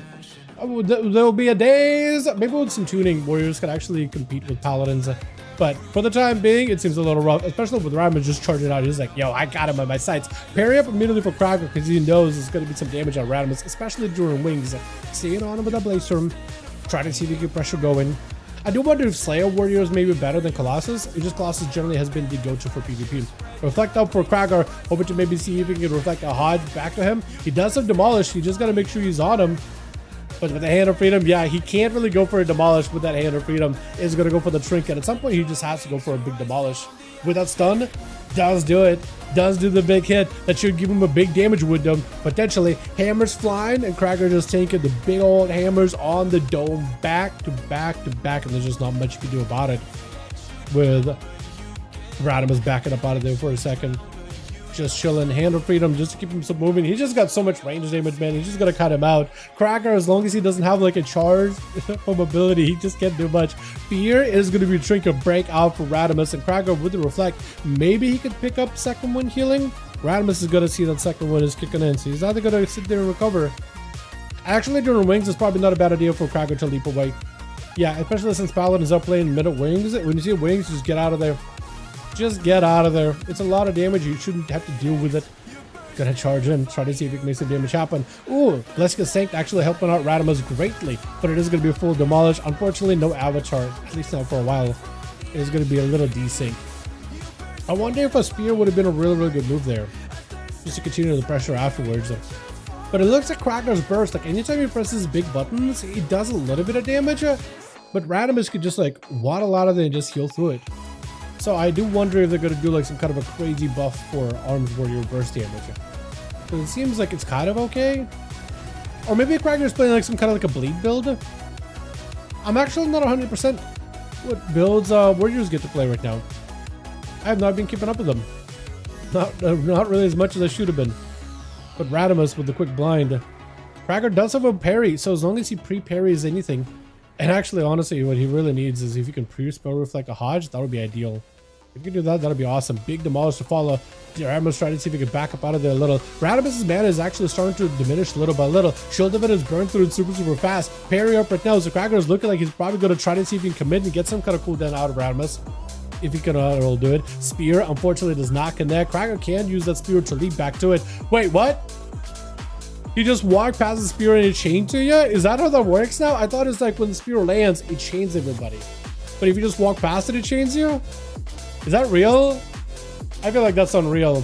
Not lay on hands, but second win for Krager. He's actually having to play out Radimus's mana. Because Radimus can heal as long as he has mana. But when he doesn't have mana, he can't really do much about it. Trying to go for big hammer damage. That's going to be able to give him, even the Wake of Ashes to even give him those side shields. So the more aggressively he uses, the better. Yet another demolish. How many demolishes does Krager used on Radimus? He continues to demolish past him, but the Paladin does not break. Big Blade Storm in case there's a Hodge to follow. Krager does have Avatar. Maybe he can make some work off the Avatar. Reflect, as long as Radimus is careful not to reflect the Hodge back himself, he'll be okay. Quick Disarm. And Radimus, I think, yeah, just wait until he get himself a proper go. Trinket to follow for Krager. There's going to be a lot of damage. Stun short onto Radimus. Does he just go? His hammer is going to connect either way. Trinket right after. And Krager leaping away. Unless he's got a heal right now, he'll be in a rough spot. It is a lot of damage he's taking. Battle Match Trinket to give himself a little bit of cover. Reflect just to dampen some of that magic damage for a short 5 seconds. With a Rallying Cry to follow him is going to be Shield of Vengeance. Unless Krager got a heal, he's in a rough spot right now. He needs to just wait out that Shield of Vengeance for the time being. He just needs to wait it. Hodge, is that going to be it? Is that going to be lights? Got himself big hits. It's going to be a big hammer to follow. Spear down, unless Krager got anything to heal himself with. Reflect something back at Radimus, but I just don't really know if Parry can even do much. Does get himself a small bit of that shielding with Ignore Pain. Trying to ignore the pain from Radimus as best as possible, but he's having to go for a leap. Leap and let second wind take over. Radimus slowing down again. Mana completely spent. So if you rush his Krager, denies him any kind of that healing, he'll be in a much better spot. But Krager, yeah, he's just look at that second wind kicking in. He has to. He has to. If he could also go for a Reflect, if Radimus goes in for a Hodge immediately, that would be also ideal too. Ideal for Krager more than anything. Radimus and Krager fighting for 5 minutes, so at least Krager is not like giving up hope. He's at least doing everything he can in order to fight through a Paladino. Thank goodness it's not a Dawnlight Paladin with all the dots. Reflect really early, so Radimus knows to delay it. Maybe that's where Krager could still go for like a Blaze to try to see if he can deny a Hodge from Radimus. And Radimus is super well known to go for very late Hodges too. Very late Hodges. So I wonder if Krager can take advantage of it. There is going to be a Hodge either way. Radimus with the Shield of Vengeance. Krager looks like he's just going to back up out of there. Maybe let second wind do its work. Radimus completely spent on mana, so his recovery is going to be very limited. You may have to go for Blessing of Protection or Bubble here super early. There goes a set of wings. Stunned by Krager. Krager really does not want to fight Radimus while wings are active. That's probably the right move. He does not want to fight him while rings are currently active. Is going to go for a quick disarm because Radimus just got so much damage even without access to his weapon. Especially with that big old hammer flying down. Krager looking to see if he can get out of there. Let second wind do work, dude. That's all he can do. It feels like Krager is having to climb this massive mountain that is a Red Paladin. And he's just trying to just keep himself afloat. But one misstep and it just feels like the hill is too steep. Eventually I think he might fall, but there's just not much you can do. Like, what do you do in this situation, man? Seriously, he can keep him low on mana. Let dampening rack up eventually. At some point, Radimus is going to have a hard time even just sustaining himself with just healing. And Radimus is just going to have to go for the kill, I think. Just cannot play the long game, the range game either. We'll reflect for Krager in case there's a Hodge. It looks like Radimus is delaying it. He knows he wants to go for a Hodge. He's just waiting it out. It's probably good for him to do it right now. He's got wings. There goes the Hodge. Trinket fall for Kragar. Got himself even more damage to follow up. Disarm for a moment, but doesn't even stop the Paladin. The damage continues to fire all through. He does get himself a Colossus Smash. Kragar finds himself super low in health. Plus protection. Yeah, Kragar's like, oh man, this is over. This is so over, dude. This is so over. Maybe he can get a heal. Because Radimus still has a bubble. Unless Kragar could just like take him out in like a big old hit. A big swing. We get second win. Or not. Or not. Man! Like, what do you do as a warrior? Is there a chance, man? Is there a way for warriors to fight that, chat? Or is just over? Give up hope. Hey, what class is the best for Conan and Holy DK? Oh, that's a good question. Don't rogues usually have a really good time with Death Knights? I'm pretty sure rogues usually do really, really well against them. I think they used to be really anti-caster. I think a rogue. I think like a physical class that can out-sustain him is really good. I think a paladin can too, right? I know Demon Hunters used to be able to do pretty well. Prison out for Radimus, rest in hell, going in for a stun. At this point, Radimus doesn't have a bubble, doesn't have anything, so he's just lights, right? Unless rest in hell makes a mistake or Radimus just finds damage out of— oh, the hammers are flamethrower. The hammers are critting. Yeah, the hammers are critting. There it is. I think that is how he finds victory. Let the hammers do damage from afar. What was that with rest in hell? This dude literally sliding around. I think he's lagging so hard.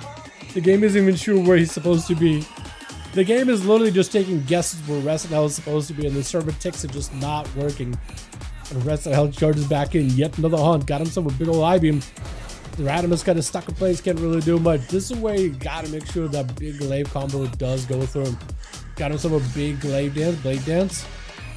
Just need to get a bit of that follow-up damage, stun right after. Is it going to be enough for rest in hell? Because he got himself another glaive. Another big hit. Does backflip out of it in case there's a Hodge. I think he takes it, right? I think it takes it right. At this point, takes it right. There it is. And he recovered a lot of health there, too. A lot of health. Windwalker Monk, Red Pally Sub-Rogue. Literally, Red literally stuns the pets with Wake of Ashes. Oh, yeah, true. Yeah, the pet stun with Wake is really nice.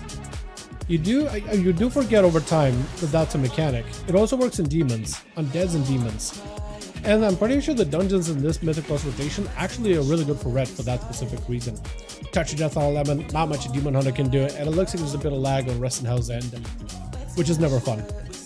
Never fun. See arms getting nerfed in 1205. There's got some weird whirlwind thing going on. But yeah, the Slayer stuff with the Reap the Swarm, it does feel a little odd, honestly. It feels like an odd choice, Jake. I don't quite agree with it personally. That seems a little bit like a weird move by Blizz. Not the biggest fan of it. Is it Brewmaster? Yeah, might as well feel like a brew. No, it's a Windwalker. It's a Windwalker. You see that Karma at the right hand side, or on the right side of the screen, like in the buff bar? That's how you know it's a Karma. No, it's not a brew. It's not a brew. Otherwise, there'd be a lot of brews kegs getting thrown around. Frog Change pretty nerf is real hard. It is a weird one, yeah. It doesn't give them a little bit less of like choices when to use array. You just gotta send it on cooldown now. You can't really think about it. You can't really delay too much. It is gonna be Nevermore. Just try to see if you can charge it. Maybe just end this right here. Bubble did get used though from Nevermore.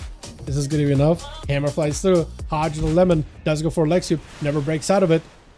And Lemon just needs a little more, or Nevermore needs a little more. What is that kick? Whew! That was such a good kick. He got that range kick too. Man. Our palette countering everything, even angels. Yeah, pretty much, dude. Pretty much. Who's going to be next? It's got to be either Sathri or let's go. Okay, Alexis Rogue is going to be up next. Unfortunately, it is a rogue versus a monk, and a lockdown with cheap shots is going to do it. Ring of Peace though. The rogue got a little too excited to just run in there. And it's going to be immediate disarm. Especially can go for a cheap shot and see if he does get past all this damage. Yet another cheap shot will do it. Yet another cheap shot. Is it enough? This is a little more damage. Blind to follow. Is he just going to go for sap? He is going to go for sap, isn't he? Bro, yeah. Rogue, cheap shot, blind, sap, into a cheap shot, right? It's over. Isn't it? It's over. It's over. It's over. It's over. It's over. It's over. It's over. It's over. It's over. It's over. So over. It's so over, man. It's so over. Let's see how much trinket. Yeah, it's over. There's some classes that can just go in and really do some cool stuff. But then the class walks in and it's just done. Is it me or does this guy really look like a Tony Stark? Like, I looked at him from like this, I'm like, is that Tony Stark? Zoom in is a little bit less so, but... Oh, you got the ears. That's cool. The Arathi ears. Which one is supposed to be next? Koopa, Limmat, and Perfect. One of you guys gotta go next. Trinket check again. Pretty much, yeah. Привет, когда участвует? Да, участвует. Карагар в этой группе. Ну, Карагар, он много играет... много играет паладинов, и это не так хорошо для Warrior. Это не баланс, не так хорошо им. Trying to do a bit of Russian, but Stellar asked if Krager was playing. I said, yes, he is. He's just running into a lot of paladins, and for balancing purposes, just not really in his favor. Man, my Russian is so scuffed, bro. So bad. It's not like I can really practice that much. It's way too scuffed. Koopa versus Nesmershka. Eyes are available on either side, and I think Koopa is an assassination rogue. If you plays it correctly, I think Nesmershka does drop here. Although I feel like Nesmershka can definitely lock him down and do a lot of damage. It's just the blades, man. I don't think Nesmershka has enough to take down Koopa. Because if Koopa is allowed to just go for like a full setup, Kingsbane, all the dots, all that freebie damage, it is crazy. If Koopa does get caught out in the open cheap shot, you Trinket. I don't think you do, right? Nesmershka, no way, hold on a second. Maybe Nesmershka just wins this. Bro, Nesmershka heard me talking. He's like, yo, Dal, hold on a second. Let me show you. No, Dal, let me show you. That was some damage. That was without Shadow Blades too. What'd you do to that guy? Hold on a second. Was that like an on-use trinket? Just let's do some damage. Let's go a bit of pumpy. Let's just do some pumpy. Nobody has a trinket anymore, so actually it could be anyone's game. Koopa, I think, could still win this. He just got to get the dots onto Nesmershka. I don't know if he's going to deal with a cheap shot. I'm pretty sure even if evasions, he's going to get cheap shotted anyway. Yeah, maybe like if you evasion cloak, as you get cheap shotted and you just live the stun damage, maybe you'll be okay. But I think ideally he got to get the opener, get the dots, Kingsbane, run around the pillar, and then the dots just ride him until he gets him super, super low. But first he's got to find him. 14 minutes into the duel. 77, 78% dampening now. Could be a while. That's the thing about rogue duels. You just gotta like, whoever gets that first, I think loses. Essentially, eyes are up, but neither of them wants to pick it up. Koopa doesn't have a vanish. Technically, Nesmershka could pick up eyes and vanish. Oh, gets caught. Do a cheap shot. Is Koopa just dead? Oh, I think it's over. Yeah. Never mind. Nesmershka proving me wrong. I thought for some reason Assassination Rogue wins that, but nah. I am completely in the wrong in that one. With Lemmat gonna be up next as a Worgen Hunter.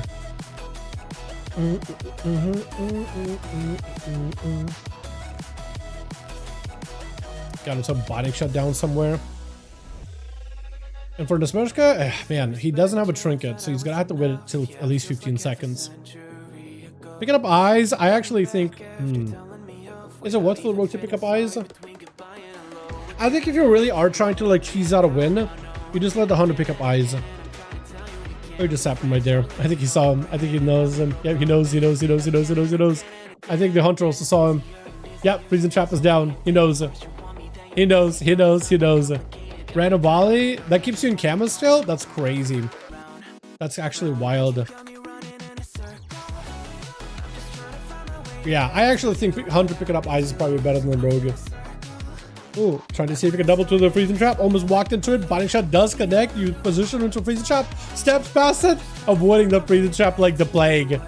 Does he see the freezing trap? Yo, that Sentinel Chakram did a lot of damage there. That was real strong. That did some huge damage. Is going to be feigned death for Limmat with a freezing shot. What a timing on that one. Trinket immediately for Nesmershka with blades. Trying to see if he can end the duel. Turtle Shell immediately for Limmat. Surviving it barely though. He's going to need to use something, anything in order to deal with the rogue. Got a volley down, but the rogue with an evasion. Just dodging all the attacks, all the damage. Still a little bit more damage. Yet another cheap shot into immediate group by Perfect. We're just going to have to see if we can just take him out right here. Trinkets it with Sal 3. Going to be up next. And this is where Perfect is just going to take that damage momentum. Try to see if he collapses it on the Unholy DK. First side, second side, third side flows through, and Sathri having to use every defensive. Dome is down, but both Death Knights just make it two little igloos. With Sat3 using Deathpack super early, perfect is also gonna have to use Deathpack, but oh man, I didn't realize we're at 93% dampening. Yeah, so you ain't healing at all that hot. I didn't realize we're that high dampening. That would do it. That would do it. Alright, now the question is, do we have Cracker still? That was a long one. Or is Cracker done? I want to see if the teams are ready to keep going or if we'll call it there. We had a lot of duels today. I had a lot of fun with these. I want to see. Yeah, Sibiraya, Novi Party. Yeah, so Cracker is making another group. Looks like we are still playing. I guess we'll play for as long as we can. Get as many games as possible. I really don't know, dude. I need to eat at some point. I am hungry. Sure. Respond back to Cracker. So Cracker's making a whole new group. Johnny, are you making a Johnny, do the same. Do the same. Make a whole new group. Whole new squad. I don't know if you had to do that recently. Have you done a murder row since the nerf? The dungeon? I did it Tuesday. Yeah. What is the nerf for murder row? Like the mobs? Like the bosses? I don't think murder row was that tough. Probably like the first week. Litho circles are tiny. Litho circles. Who's Litho?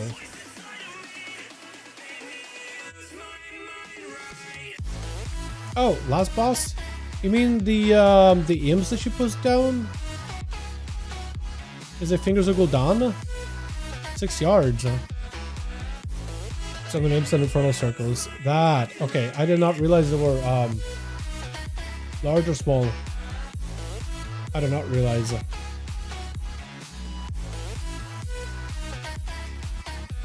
gonna double check with Johnny, see if he's remaking the team or if he's good. And we'll send it. Yeah, I did not realize the circles were that small.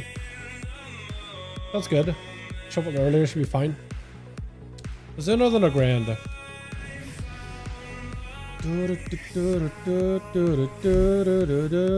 hope you guys are having fun with these duels. This is like the only way to really like practice PvP until the season is open. I am open, we'll still get duels participation Friday. I wouldn't be surprised if some of you guys would just be grinding arenas for conquest and rating or whatever. But hopefully we'll get some participation in between. These are really fun, by the way. I've been enjoying these a ton. Super fun having you guys all here.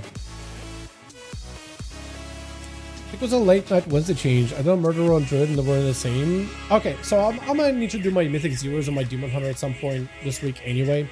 So I'll probably end up seeing them. I still need to do my full run on that character. Wait if I find some time for it. I should try. It doesn't take that long to do a full run. Twitch. Wait, Twitch. I'll see if any of my Mythic Plus guys are also doing more Mythic Zeros.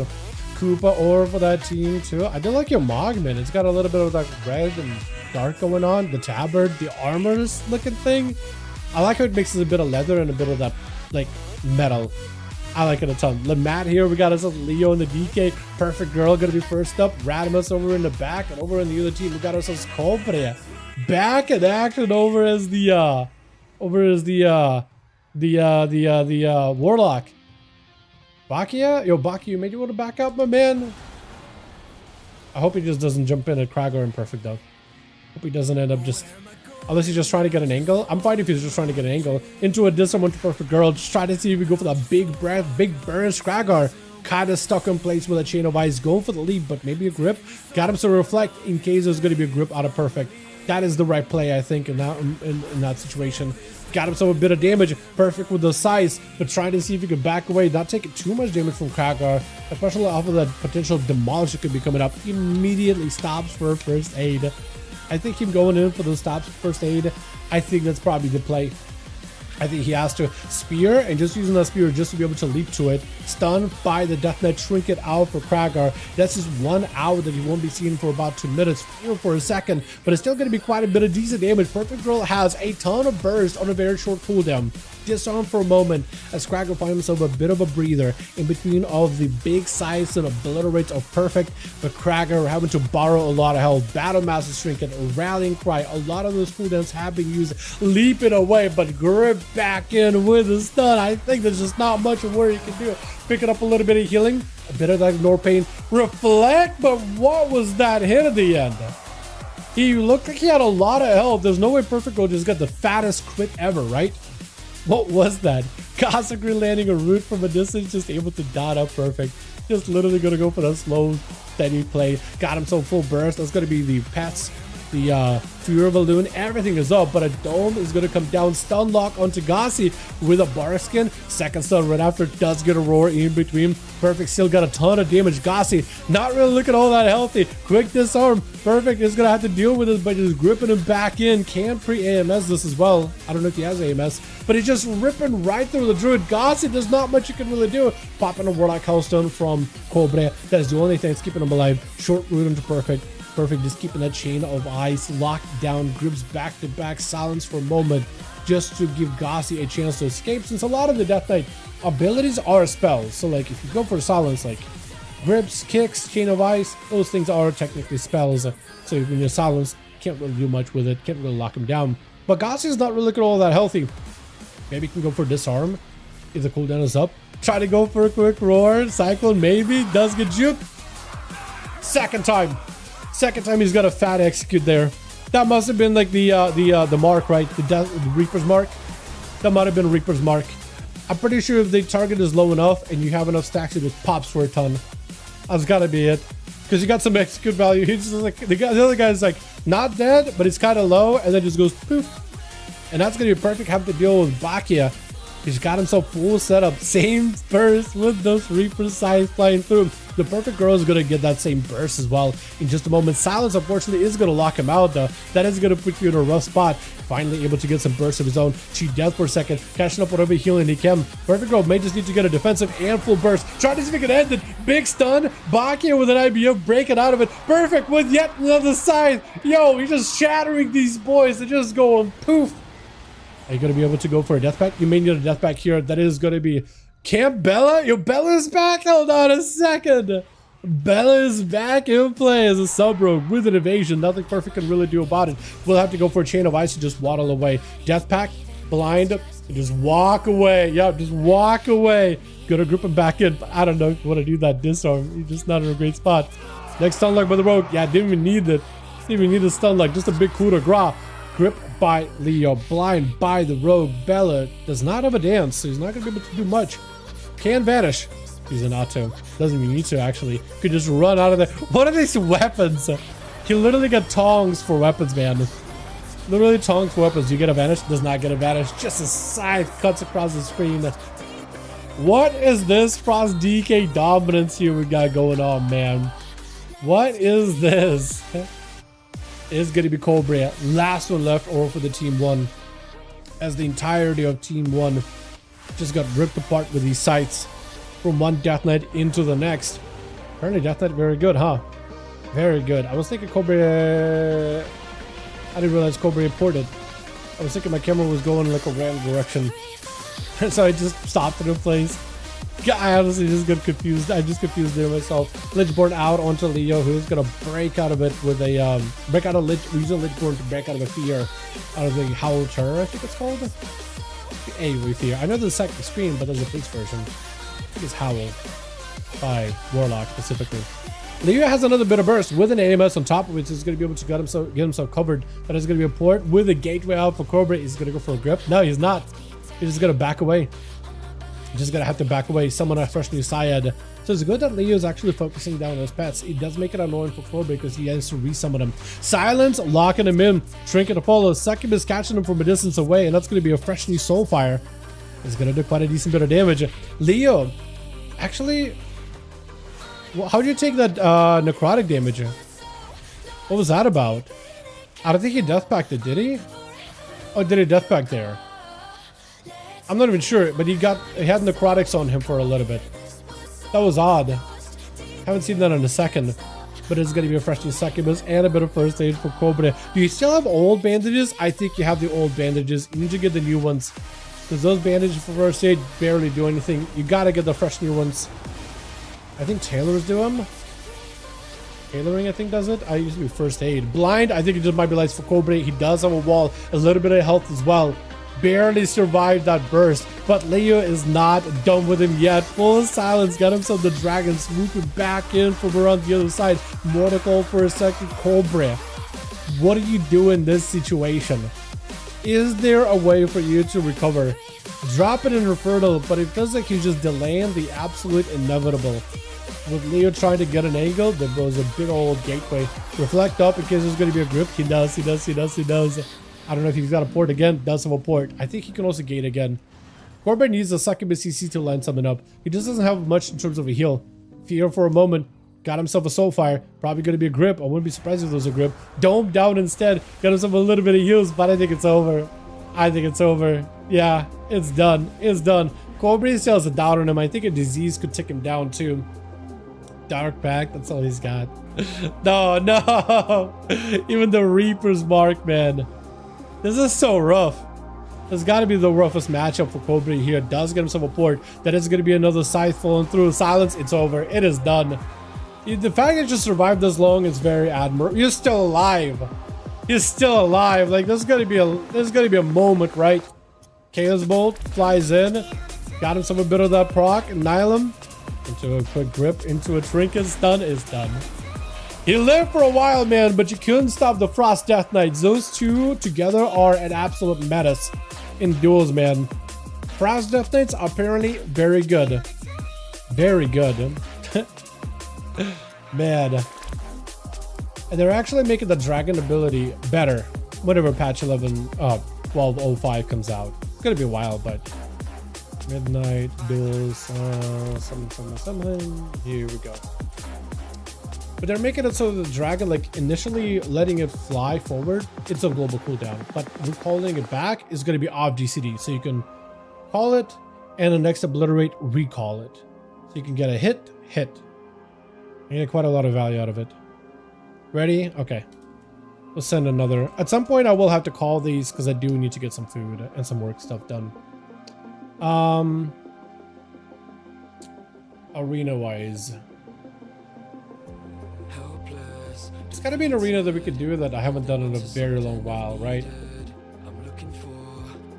Like a good one.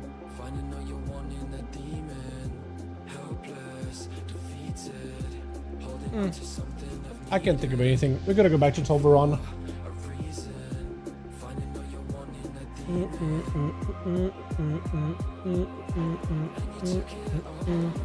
Flashbang. I don't want to be that mean to these boys. Okay, this is going to be the last arena for Kragar, so after this we'll call it Blade's Edge. Oh yeah, I haven't done Blade's Edge, you're right. I forgot about Blade's Edge completely. Forgot that arena even exists. Forgot about that one arc. That is true. That is very, very true. Did I save that one?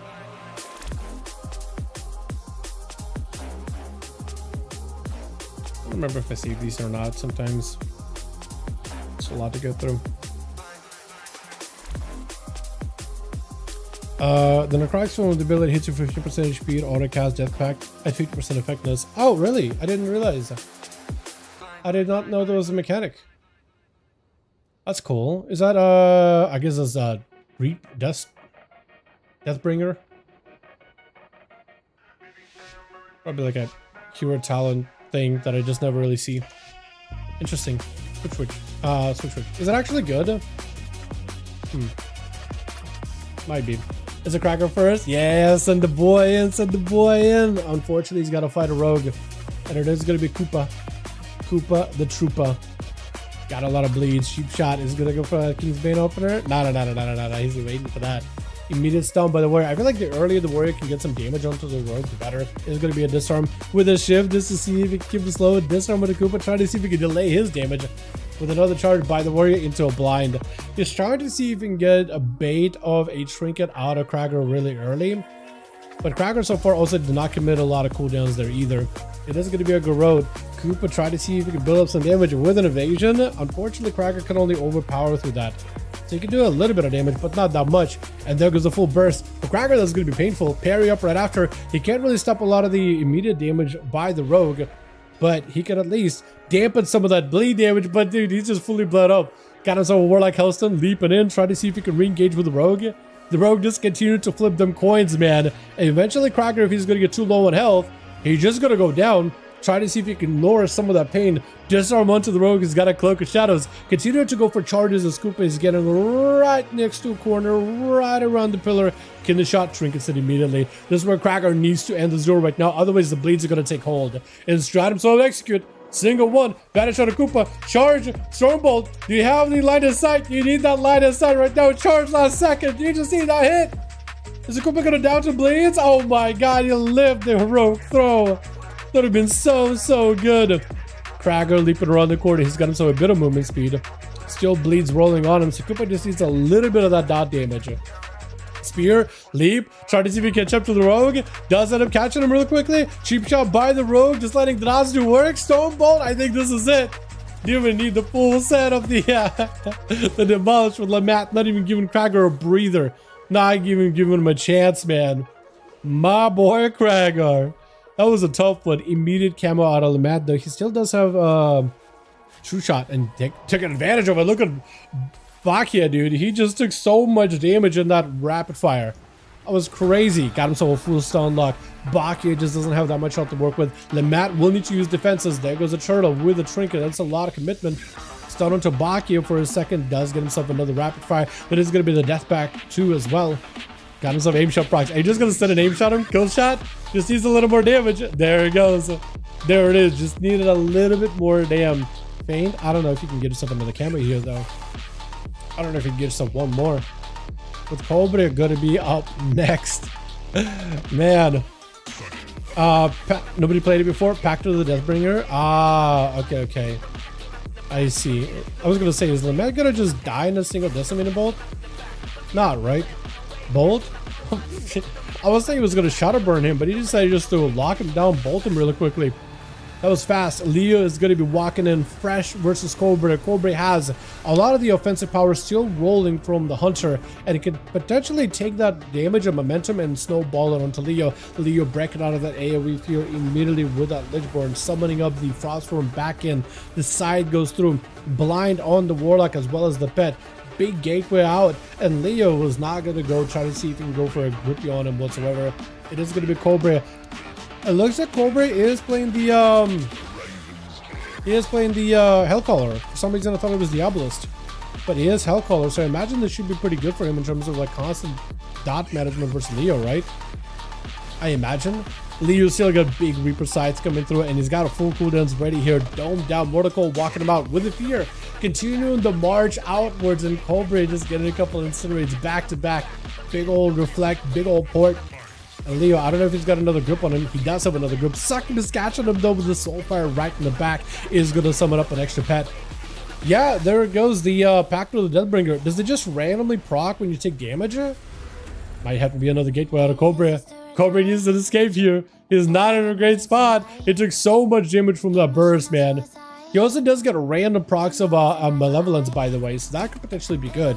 That random bit of haste too. And it looks like that is going to be Leo committing the scythes into the Succubus. Corbin stopping still for a moment just to get himself a Warlock Hellstone. That is going to be a Mortical sent in with a pet as well. Cobra might be in a rough spot. I think wants to go for AoE Fear possibly, right? Most likely. I mean, need it. Gateway? No gateway. It's Reflect. Do you have AoE Fear? AMS. He's holding off. No, he did try it, but I think he got AMS'd. That or there was a Lichborn. Succubus does catch Leo for a second. Lichborning there. Now he's Lichborned.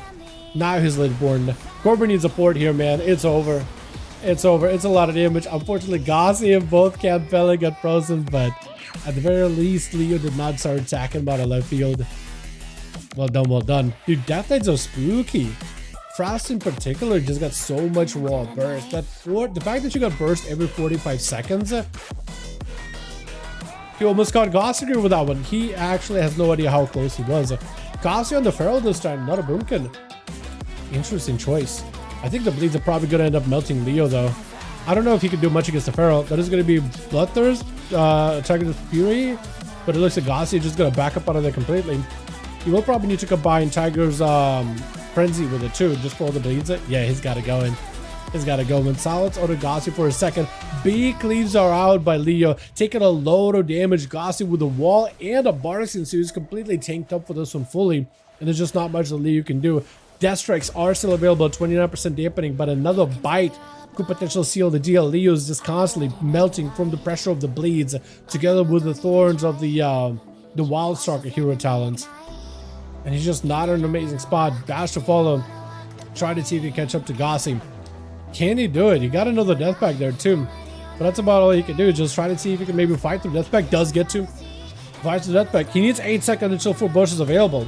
As long as Gossi doesn't go for a stun too early, maybe Leo can make someone work here. Oh man, this bleed's taken. Yeah, bleeds is taken. It's just so much damage. Those bleeds are just brutal. Technically, Leo had a lot of potential damage. It's just the bleeds. They're really tough. And Gossi no longer has a trinket, so for Radimus, this could be a great situation. Plus, he's got plenty of movement speed here. And he also got adaptation, so even if he runs into a Feral, I think he should be able to adapt the stun.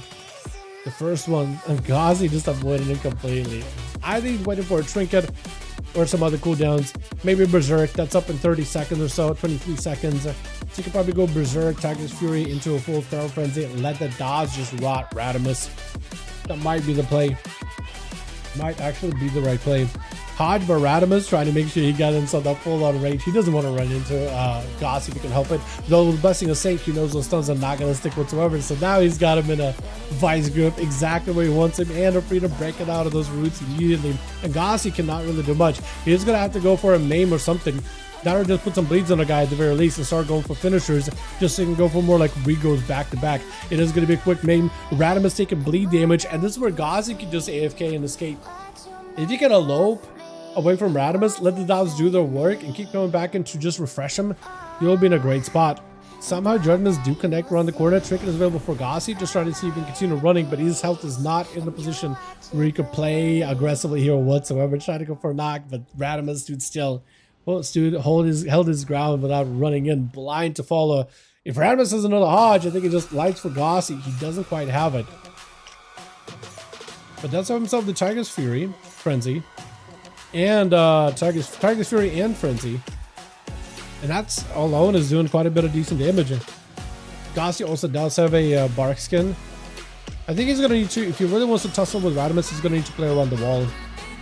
There just go in, dot him, run. Yeah. Gossi knows the strat. He knows the strat. The only thing Radimus could do is he got movement speed. If he got NASCAR, the horse, so he could swing around the pillar before Gossi catches a re-stealth, that'd be ideal. Keeping the Feral out of stealth would be the best, in his best interest. Gossi can potentially force a bubble out of Radimus here, though. If it lands a stun, since Radimus won't be able to adapt it, at least I don't think he can adapt it.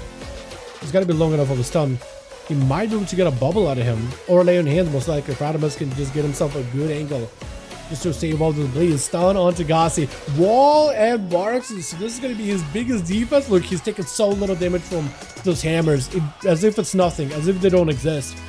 Took so very little. That was a nice layered defensive play, and that was probably the right call in order just to survive, but man, was that a tough one. Man, was that tough for him. Radimus still has lay on hands. He's still got Bob. He's still got Bubbles. He's still got a lot of immunities. Gossi maybe could still force something out of it. He's going to have to play a dampening game. I think he's going to let the game extend. Hodge, unfortunately for Radimus, does give him an opportunity to make a play here. Yeah, the big hammer back in the defensive barrel form. Unless you can maybe meld and stun, it's going to be tough. It's going to be tough. That or you Tiger's Fury, Bear, Frenzy into a maim, and then get the bleeds and let it just rot him. You gotta do something. He's gotta start playing the bleed game. Because at 52% dampening, Radimus is not gonna have a lot of healing. There goes the full bleeds, there goes the full damage. You just stay in, just get the bites in. Try to see if you can force something out of Radimus. Radimus will trinket out for Gossi. Has a Barks in case he wants to. Letting the bleeds do it while Shield of Vengeance is on him. Barks is up. Trying to see if he can maybe fight it Bear form again. But like there's just not much you can do. Bash last second. But Radimus does take him. Bella, last one left over the team one. Does Bella bring it? Because Radimus still, I'm pretty sure, got literally every forbearance button. There goes the adaptation. I was going to say, there goes the adaptation. Bless protection immediately. Bella can just back up out of there. Doesn't mean he's bad. It just sprints out of it. Blind? Yeah, I don't think he can blind a Bob. Unfortunately, he can't blind a Bob.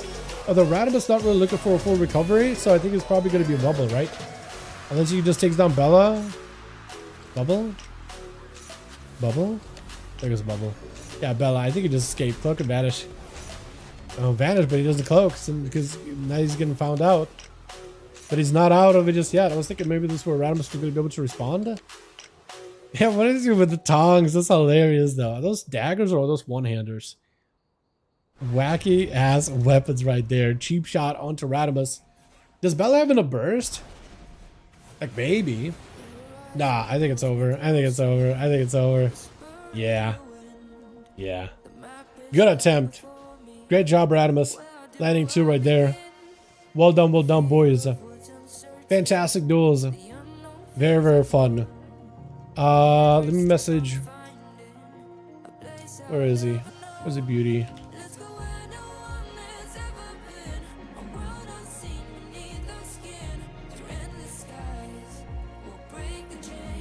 How do you say games? Gonna let Krager know. Thank you for the games, man. Appreciate him. And I appreciate you boys for joining me tonight. For hanging out on the stream, keeping me company. And competing. And playing. These are all really, really fun. Hopefully next week, things are gonna be steady. Definitely get your conquest caps super early. So you can join us and be free to just do your own thing. Look at tiny. Those are smaller. Yeah, those circles are smaller. You are right. You are correct. What was I trying to find? I was trying to find how to set up my UI backup. Chat, thank you all so much for coming by, man. Thanks again, Matt. Yo, Guy, thanks for popping in. I appreciate you joining us, man. Gonna be doing more next week over on the EU. We GG's. Fragar is done for the evening. Yeah. GG's, everybody. You guys are wonderful, beautiful. Thanks for popping in. Appreciate you. I'm gonna go get some to eat because I haven't eaten anything at all. Well, I ate. No wonder I'm hungry, dude. I had a sandwich sitting there next to me. No wonder I got so hungry. I never actually had lunch. I had a sandwich just sitting there and forgot all about it. I'm gonna go get food. I'm gonna just eat lunch and dinner and chill and get some work done for the night. I think it's that one of those nights, man. I also gotta, bro. I'm also playing more D&D this Sunday, so I'm gonna have to plan out my schedule a little bit, make sure that I'm basically free all Sunday. But you guys have a wonderful one. Thank you all so much for watching. I'll see you guys tomorrow. Hopefully we'll get some duels over. Tomorrow is NA. We'll see if there's enough people hanging out over on the NA routes. Maybe, maybe not. What the hell are you looking at?